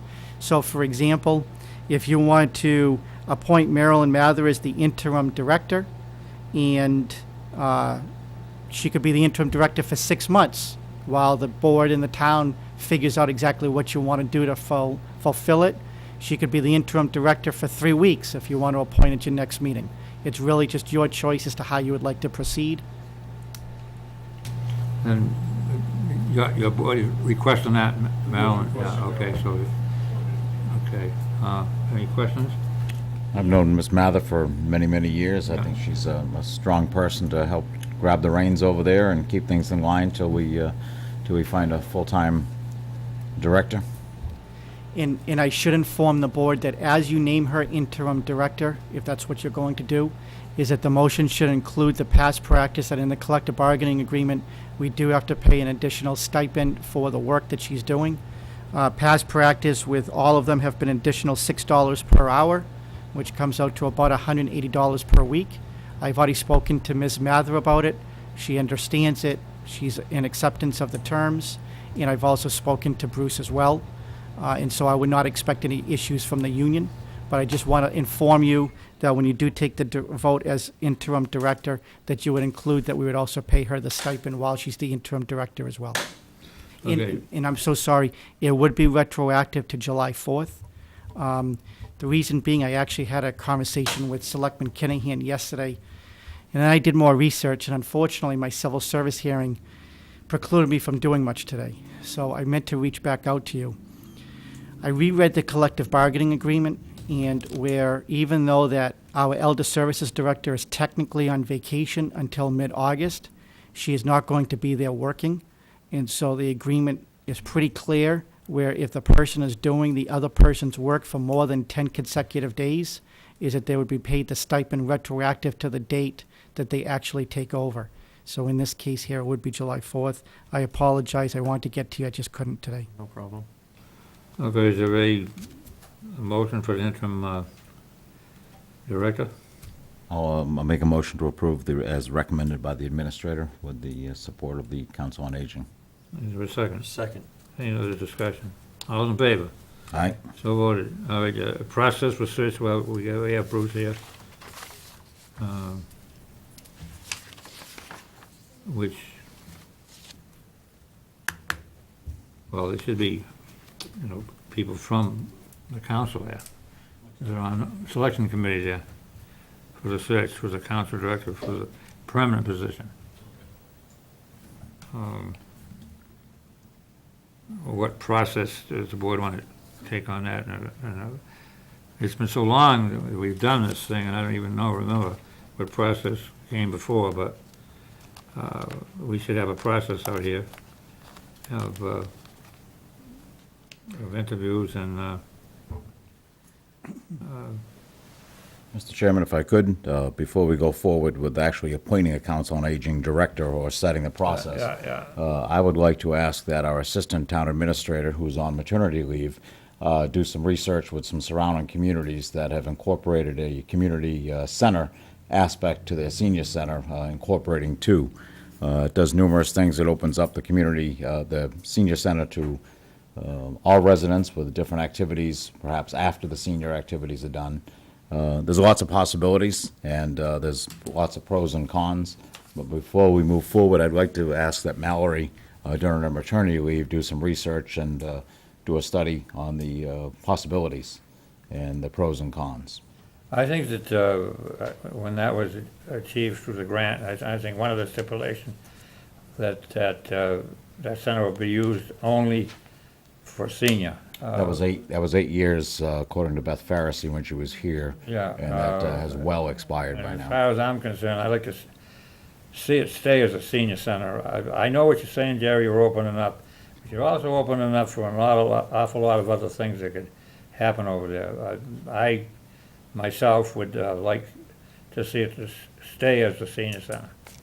Well, it would still be a senior center. Be a Well, the senior center or only. community center. Well, Okay, that's my opinion. I think we have an asset that we could open up to all the residents under the direction of one director.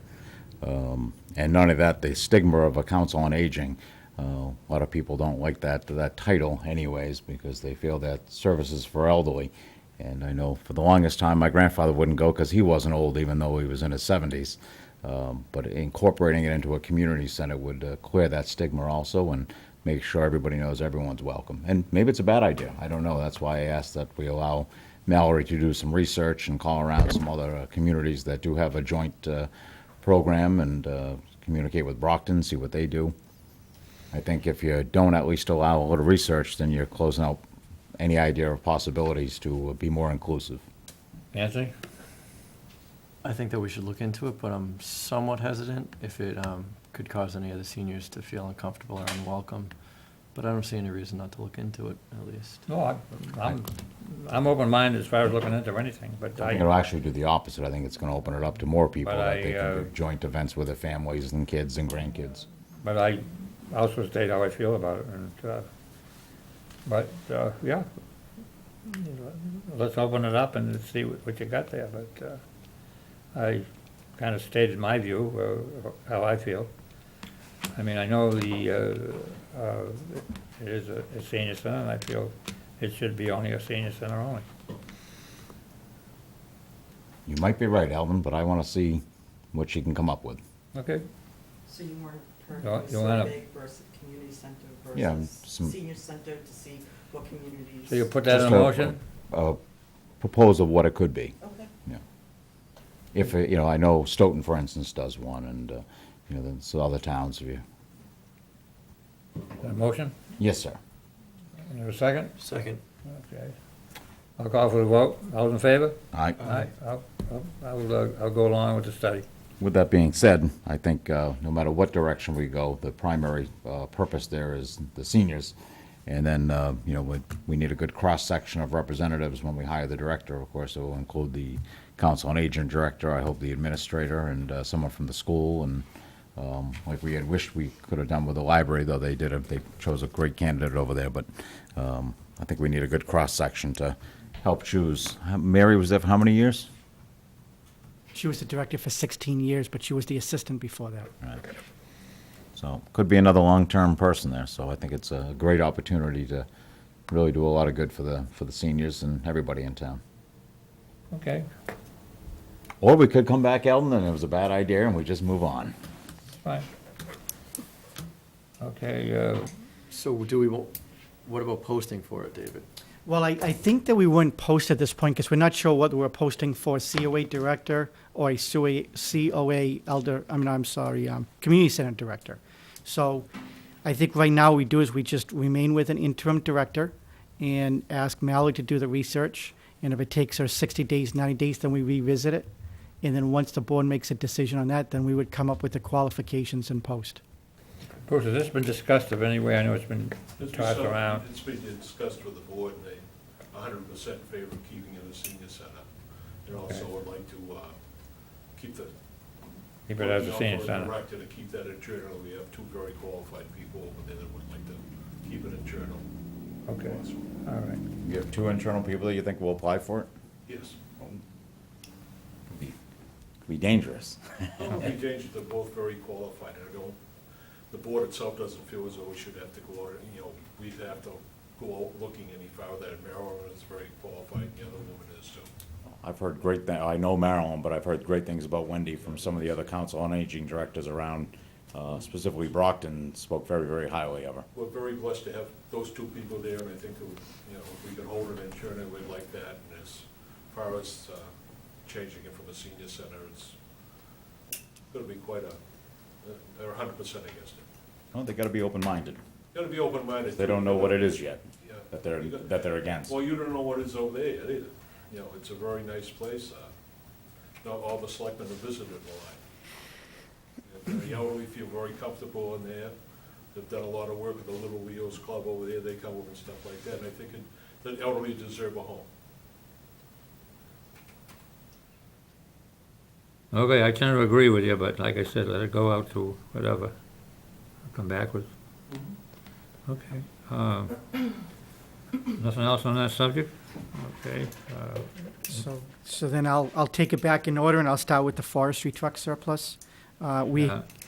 Town meeting approved last year the purchase of a new Ford pickup truck for the forestry department. It is replacing a 1994. Here, Bruce, thank you for coming in. Hey, Bruce, football field, we're gonna have games this year? Absolutely. And there's gonna be bleachers? That's the last thing coming on. But There will be bleachers, There though. will be bleachers, and we just have to, they're all busy right now, maybe mid-September. Still hearing a lot of rumors. There's not gonna be any bleachers. There's gonna be a good team there. Thanks, Bruce. Sorry, Alvin. No, it's fine. So it'll be replacing the 1994 Ford pickup truck that is currently there now. I would like to be able to dispose of the vehicle as chief procurement officer. In order to do so, I'm requesting the board to officially name it as a surplus vehicle. Is there a motion to that effect? So moved. Second. And this is gonna be used for trade-in, you say, or for a machine, or how's it gonna be dispensed of? That's correct. So again, the forestry department was approved to purchase a lawnmower, and they'll be purchasing a second lawnmower out of their budget, and we are going to use this vehicle as a trade-in. I think that we have received a very, very aggressive number as a trade-in, and I want to certainly take advantage of that offer. Okay. Well, you got two other trucks, right? Take a vote on that? Yeah, please take the vote on the forestry, and I will move to Forestry that. thing? Is there a motion to that effect? We already made a motion. All right, take a vote, all in favor? Aye. Aye, all right, so voted. Thank you. Highway truck surplus, we got two of them. Yep, so the highway truck again was approved for new vehicles. They've been ordered and are now in stock. Therefore, there is the 1997 and 2001 that are both surplus. I've looked at them. They have 180, 190,000 miles. They've been used for plowing. I mean, they're tired, and they wouldn't be any use, nor would I recommend them to another department.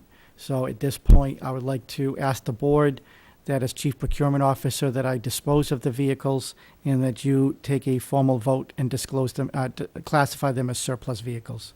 What procedure do you usually use on it? What do you do? I know, one time we just send the forms to different people that do apply. Is that how it's done, or you actually advertise? What's the procedure? So I'll sit with the superintendent on this one. Normally what we do on obsolete police cruisers, they normally have 250,000 miles on and are literally worth a couple $100 a piece. We normally go out to 2, 3, 4 local junkyards. They all give us sealed bids. Highest one wins. These should be worth a little bit more than that. I don't think they're going to be worth many thousands, but I think they're worth more than a couple $100. So I'm going to sit with him. I may just call wholesalers and have them come in because I don't want to run down to the auction and sell them ourselves and get a license and all that. So I'm going to work that out with Superintendent Graff. Okay. Very good. Any other questions? Is there a motion to get rid of the two So moved. dump trucks? Second. All those in favor? Aye. Aye, so voted. DPW reorganization, primary overview. So what page is this on, Jackie? It's on page 60. Thank you. We had a little scramble today. Yeah, no, look at, I mean, it was a tough day. Okay, so at the last meeting, the board asked me with Superintendent Graff due to retire at the end of the year. They asked me as to whether or not it would make sense to be able to combine the highway and the forestry department. I didn't have much time. There was a July 4th holiday. I was off for 10 days, and so I did a preliminary overview. So on page 60, you're going to see what the current organization of it is. There's one item that I want to call your attention to, though, is it says current FY17 compensation projections. It really should say FY18 compensation projections. Because what I did was I took exactly what people made this past year on their W-2, and I said, okay, once they receive a raise, what is that compensation going to be? Because again, this isn't going to take effect tomorrow. This would take effect in calendar year 18. So I really should be looking at 6, 9, 12 months from now, what will it cost us currently under our current plan, and what would it cost us under a future plan? So you can see I have listed out what each one of those individuals made plus 2 to 3% increase based on what their individual contracts state. There is currently equivalent of 14 and a half people. And there are two things that I find striking in this.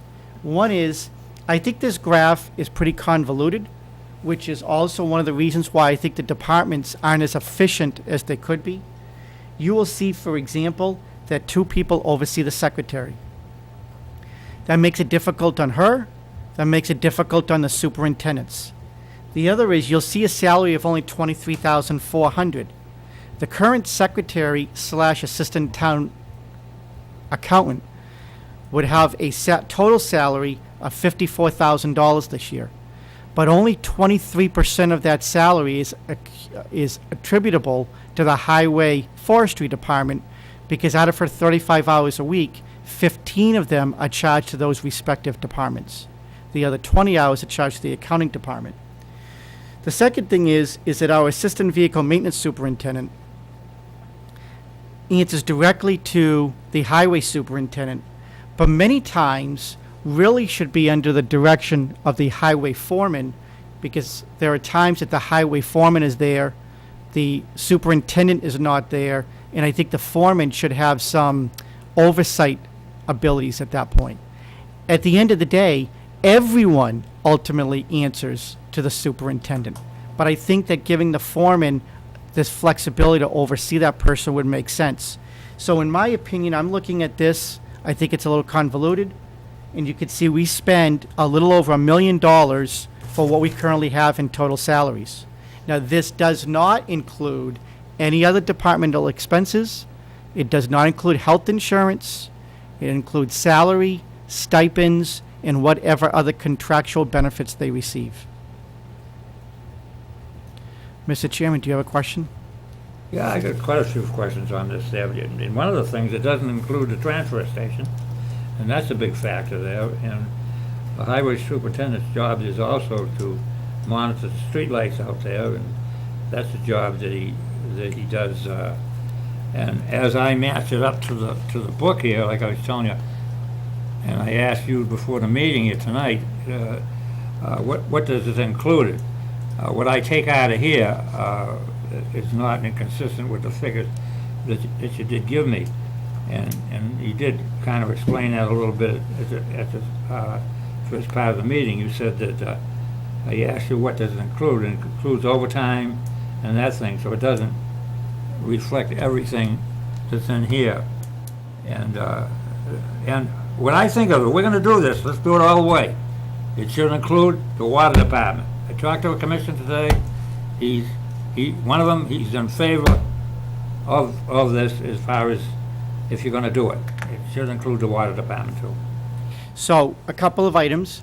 One is that the book that you're referring to, which is the Finance Committee handbook that goes to town meeting, That's correct. that booklet is about what we project for budgets going forward. Yeah.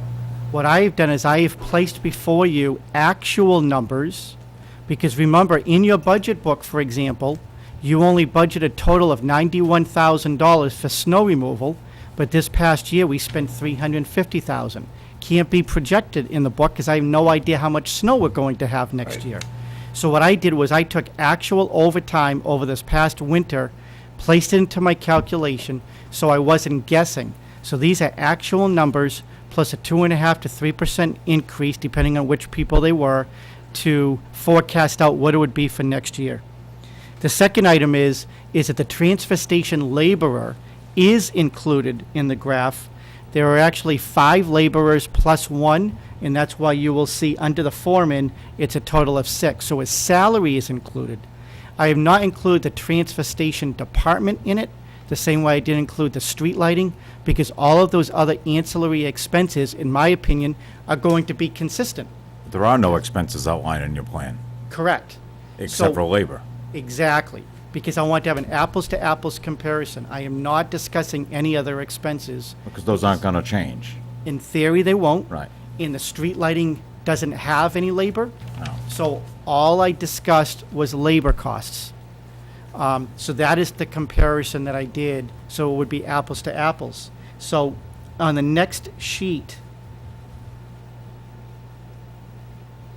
on the next, Question about, I'm sorry, go ahead. The water department, is that possible? yeah, I'm Or is glad- that- Do they have to be a separate entity? sure. So I'm glad you brought that up. I meant to address the chairman's point. The Board of Selectmen, and I'm under advice of town council on this, apparently has is empowered to be able to combine the highway department and the forestry department into one budget. You appoint that person. The town bylaw calls the highway superintendent the superintendent of streets, because that's actually what's in statute. And so you have the legal authority to be able to combine those two departments and organize them however you would like to. When it comes to water and sewer, that is a totally separate entity by statute, and the water department is run as an enterprise. The chairman reminds me many times of that vote. If you want to combine the water department, that would require legislative approval in order to put those three together. You can do it. Towns do it.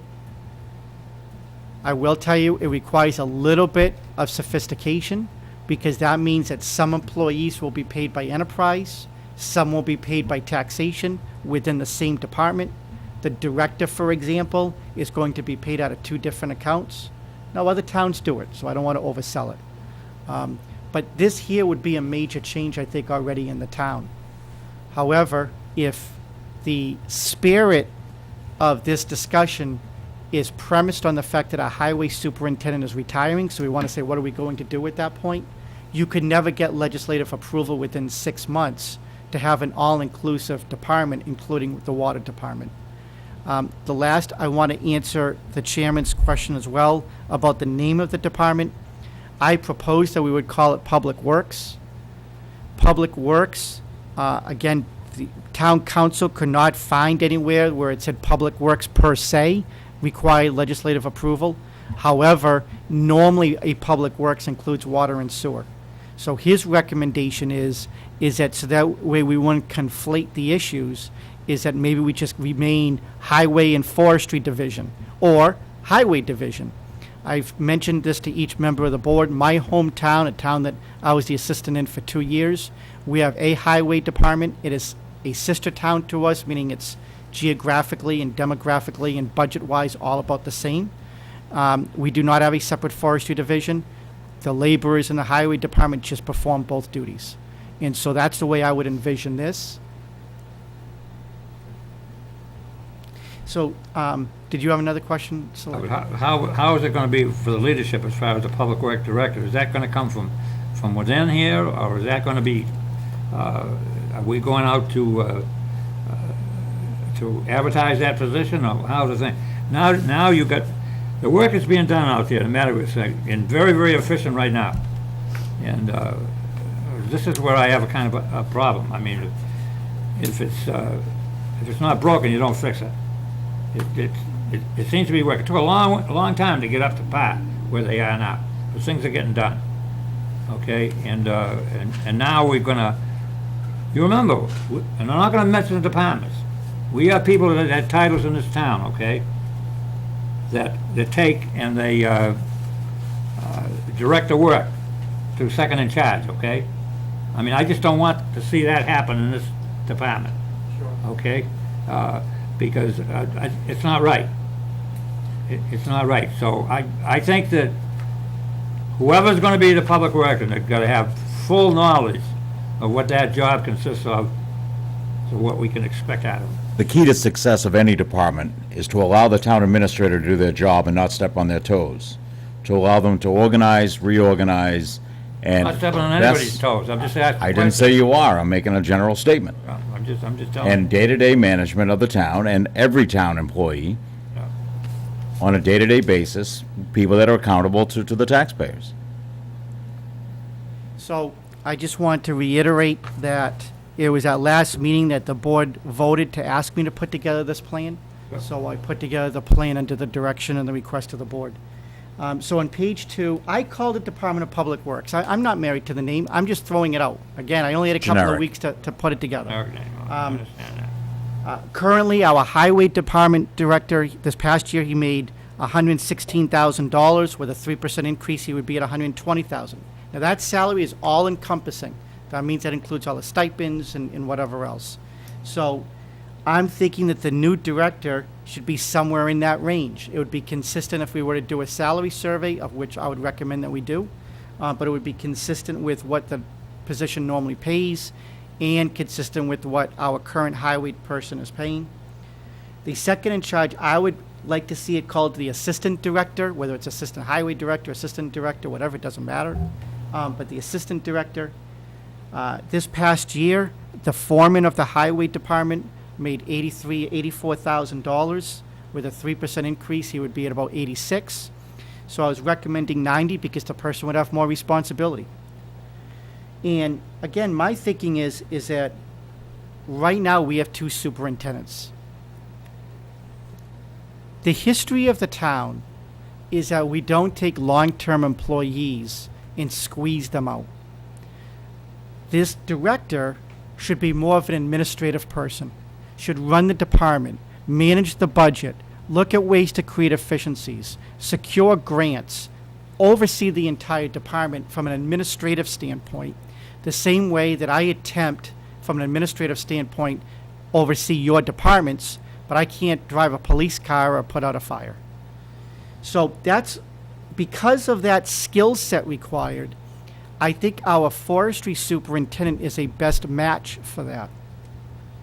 As for the assistant director, that person really should understand, because he will be in the field, and I say it's a he because they're all men, is that he would be in the field and he has to understand whether we're going to have a binder coat of 3 inches or 4 inches, whether we're going to reclaim or mill, exactly what we're going to do with curbs. Do we want to do Cape Cod berm or do we want to do granite? Do we want to have 3 inches or 4 inches? And what type of asphalt we want to use. Without, the normal person would never understand the level of sophistication it requires just for paving.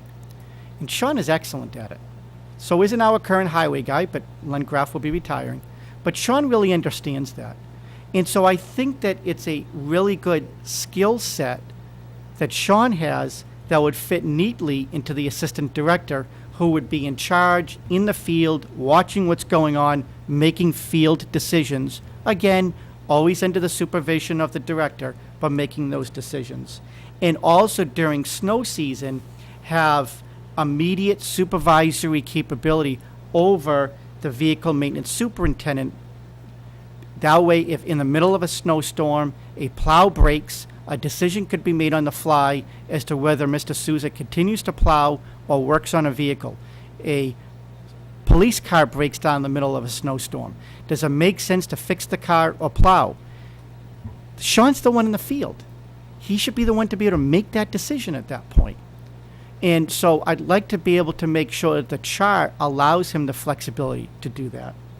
The last thing is that under this plan, the secretary would become a full-time secretary, answerable only to this department, and the salary that I used was step 1 in the collective bargaining agreement, because that person would be a union employee, and that's where that number came from.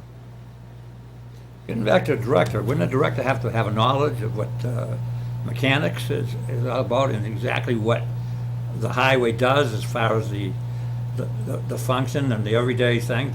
Wouldn't they have to have full knowledge So of roads and building roads and all that stuff? I mean, that's a very, very big area. I think we need to look back to the last superintendent, and perhaps that didn't happen then. No, I know it didn't happen but he built it what it was today. But it took him a hell of a long time to get up to the path where he is today. So I think that if this process were to be approved, and I don't know if we're approving tonight or doing it in the future, but whenever the board wanted to go forward with this, then what we would have to do is come up with a job description, and you would have to approve it. That's a policy decision. So the board would then decide what qualifications you want that person to have, and as to whether or not you want the person to have the ability to acquire the information or have the information going in. Or in other cases, because again, I use this example all the time, the President of the United States is the commander-in-chief, but nobody expects that he can drive the tank. So the person that could be the director can have a conceptual understanding that we have to pave the road, but allow somebody else with the expertise to be able to exercise and implement paving the road. But at the end of the day, this board, the three of you, will determine what those job qualifications will be in that job description. Anthony? I think that the director has the job of managing that. I mean, I know my CEO couldn't do some things that I can do, but he knows who to go to when he needs something done. And that's the job of the director, is to manage properly and to go to Sean or whoever when he needs them to be experts in whatever they're doing. And I also see savings of 76,000. I see the number of laborers, people in the field being the same. So I don't really see the bad to it. I also don't think we're really a maintenance department. We don't build roads. The guys aren't out doing blacktopping. They're not, they're not building new roads or streets or thoroughfares. That's really a maintenance organization. Has any of this been discussed with either the superintendents or I know we got it up before the board. Yeah. It's all gonna be, surprises to them that we're even looking into it. Well, two things I will say. Apparently, it won't be a surprise because I've received feedback that somehow they're already aware. The second thing is that I had every intention of meeting with them today. Unfortunately, as you're all aware, I had a civil service hearing that from 8:30 to 5:20 I was in, and then had to return some phone calls, and those departments had already closed. So the only people that I've actually spoken to about this is the board. I have free time in the morning tomorrow, and so that will be my intention, is to let them know. But I think it's important for me to communicate to them that unless something else happens tonight, what I was going to say to them is that all we're doing is discussing this at this point. And if you take a vote, then I will let them know that a vote was taken. But earlier, when I had hoped to talk to them, I just wanted to let them know that it was on the agenda and that we would be discussing it. I thought it would be fair to them. I still plan on having that conversation with them tomorrow. But I recognize that there's going to be some twists and turns to this as we go forward, because as we just stated, we'll have to come up with a job description. And people have new ideas and fresh ideas and thoughts that we haven't even thought of today. I only had a couple of weeks to put this together with about a whole bunch of other things I had to do at the same time. So I haven't invested a lot of time either. So I'm sure that whatever I said today or will say tomorrow will probably change a little bit over time. But I do intend to speak to him. Well, I'm not ready to vote for it tonight, I know. I'd like to say, I think it needs a lot more work and a lot before I get ready to cast my vote. I'd like to move forward with the concept, approve the concept tonight, and move forward to start putting the dotting the i's and crossing the t's and start the process. I'm not even sure that I want to get in that vote. I'd like to study further. I mean, this is something that just got come up with it, just getting into. And it's a big, this is a big thing. This is not a little. And if I may, just because I want to make sure that you have all the information before you move to a vote. The third page on the proposal refers to the accounting department. At first blush, you would say, what the heck would a combined highway forestry department have to do with the accounting department? The reason being is because our current secretary to the highway department is also part-time, 20 hours a week in the accounting department. And we have, with our full-time town accountant no longer holding that role, we have brought in a consultant. So FY17 budget and actual is a little bit off for those reasons. And then I projected out to FY18 as to what they would be, and again projected out as to what the CBA contract would be, because that assistant would still be in the collective bargaining unit. So you could see that here we would actually add half a FTE. We would still save about $8,000 between what we had originally budgeted to what we would ultimately end with. But there are some challenges to this. Because one is I have not had the conversation with any of the men out back, but that also means I've not had the conversation with the lady that's doing both jobs. And in fairness, I need to have a conversation with her. Being a member of the union, she may also say that she doesn't want to be a full-time assistant town accountant. Haven't talked to her yet. The other challenge is that where I'd put her. We have space limitations in the building. The current town accountant's office is not large enough for 2 people, so we would have to work through that as well. So again, the board will make whatever decision it wants to tonight if a decision is made. I just want to make sure that you had all the facts and some of my concerns noted before you did that. David, I have a question about the total FTE. For FY '18, you have 2. Is that, so the town accountant, isn't the plan that she'll be part-time? No. She'll remain as a consultant, and she would still be technically part-time, but because she's a consultant, and she's really doing the job as a full person. I struggled with this because I could easily have just put 1.5 as well. Because technically, right now under FY '17, I have 1.5, but that's I'm really counting the consultant as a full person, even though that person's not working a full 40 hours or 35-hour shift. So you're absolutely right. I could easily make that a half a person. But she's doing a full person's job, just in a reduced amount of hours. And the savings shown here doesn't include the fact that the consultant doesn't get benefits. That's correct. And same thing with the other department. There's no savings shown there for benefits that won't be given anymore. That's correct. I really want to do an honest apples-to-apples comparison. Somebody may be on the health insurance one year and not on the other. Someone may switch from single to family. It'll be too variable. So I just flat out did salaries and stipends or whatever is warranted. I did not include any ancillary expenses. What would you guess, 12,000 or something? The family plan is around $12,000. That is correct.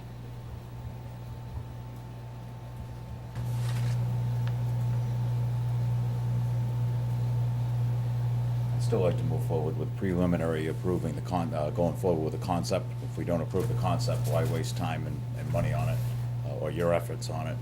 I think it's the best utilization of the entire department, the equipment. I'm not in favor of incorporating the water department into it. I think that's a total different animal over there. Very different. We seem to be raising salaries there, but really not much of a justification for what they're really gonna do. So I'm not in favor of incorporating the water department.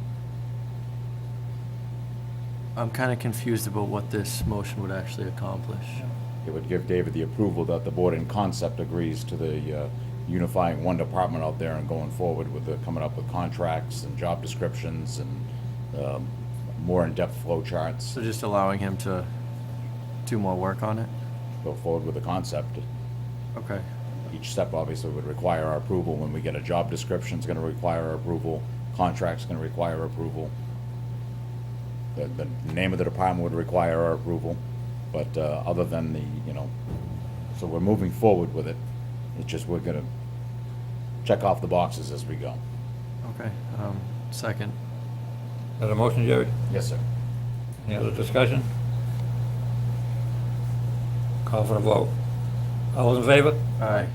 Herrera, no.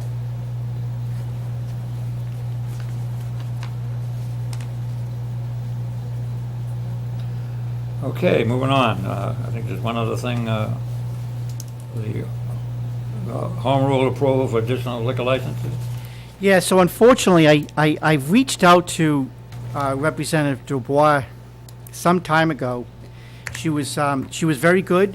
She informed us that the liquor licenses up on Route 28 that the board requested and town meeting approved in the fall, she and Senator Joyce were both able to process them legislatively. So they have now approved. The question is going to be, when does the approval take effect? And I have not received an answer back on that. So I just want to at least inform the board good news that it is approved. For all I know, it could be effective immediately, but she did not say that in her correspondence to me, nor has she responded to my request. So I will keep you informed as I know, but I really thought that this was, a large success for the town, and I also truthfully thought that this board deserved a lot of credit because you're trying to remarket that corridor. And one of the ways that you want to use is secure these as tools, and the town was successful in doing that. David, would a phone call to the ABCC answer that question maybe quicker? Just say, look, we received communication that they were approved, but we don't know if it's when it's effective.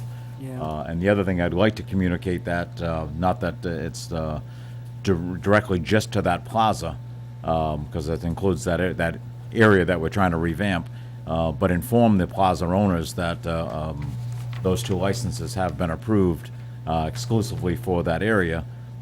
They might be able to use that as a marketing tool to finish maybe a freestanding restaurant or a liquor store or something in that area.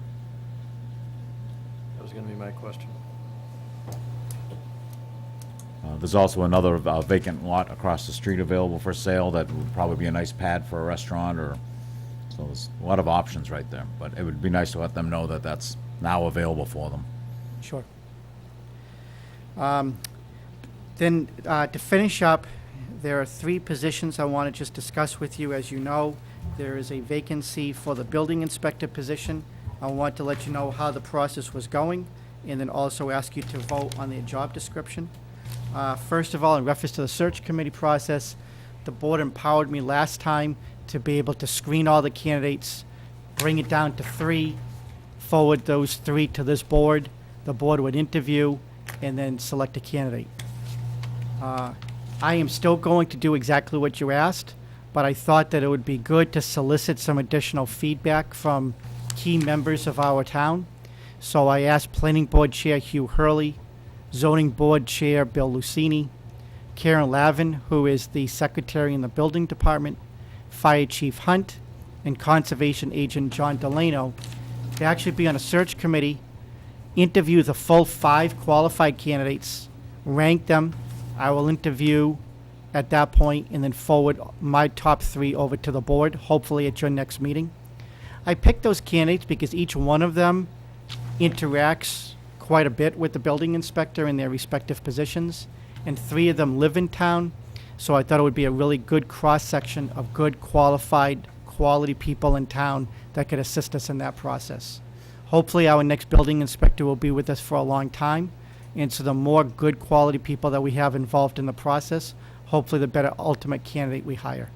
Will you interview all of them, or just the top 3 or 4?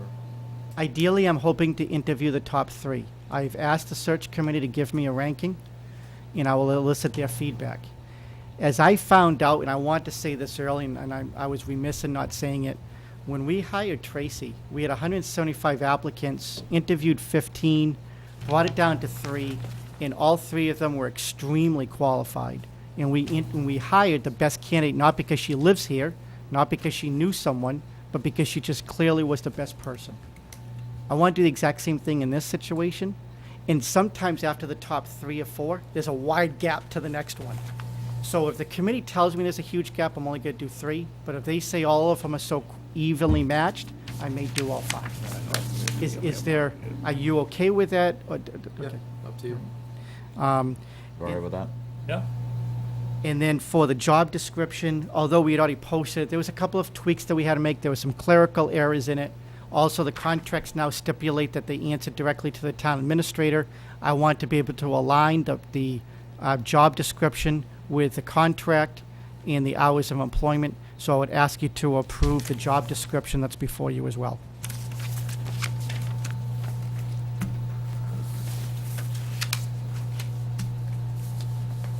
I think I already asked you this question, but the maintenance, being the maintenance director of the town hall, upkeep and management of the cleanliness and facilities here at town hall, that's clearly identified in this contract?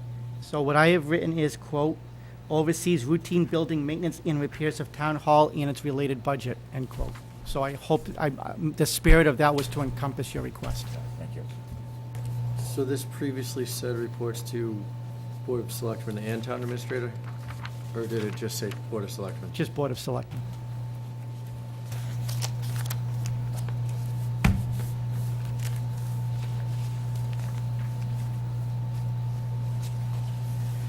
I have no problems with that, I know I had asked you that question already, I just couldn't remember the answer. I want to reaffirm that it's there. So I'm just asking for a vote to accept the The motion to that effect? So moved. I'll For a second. second? Any other discussion? All in favor? Aye. So voted. The next one is in reference to the conservation agent, and this one's a little bit more tricky, because the conservation agent, still again, the Board of Selectmen is the appointing authority, but new EPA guidelines with what they refer to as an MS4 permit, which is municipal stormwater permit for municipalities, has become much more difficult, and the EPA has really become much more restrictive with it. So many other towns are actually going to a full MS4 director, and I didn't feel like we could afford that. So this past year, we budgeted an additional 7 hours for our conservation agent to be able to take on that role. And also, we placed $5,000 in the budget to hire a grad student in order to be able to assist him. I think it's only fair then that we update his job description to reflect the fact that he would be also responsible for MS4, the EPA guidelines, and also give him a title to it called MS4 Coordinator. So not only do I think it's important to him, but it will also help us comply, because the EPA is looking for one point person, and I think it would be important to incorporate that. So again, I would ask the selectmen to approve the job description. So moved. Is there a second? Second. All those in favor? Aye. Aye. And the last one before you is for the assistant town administrator.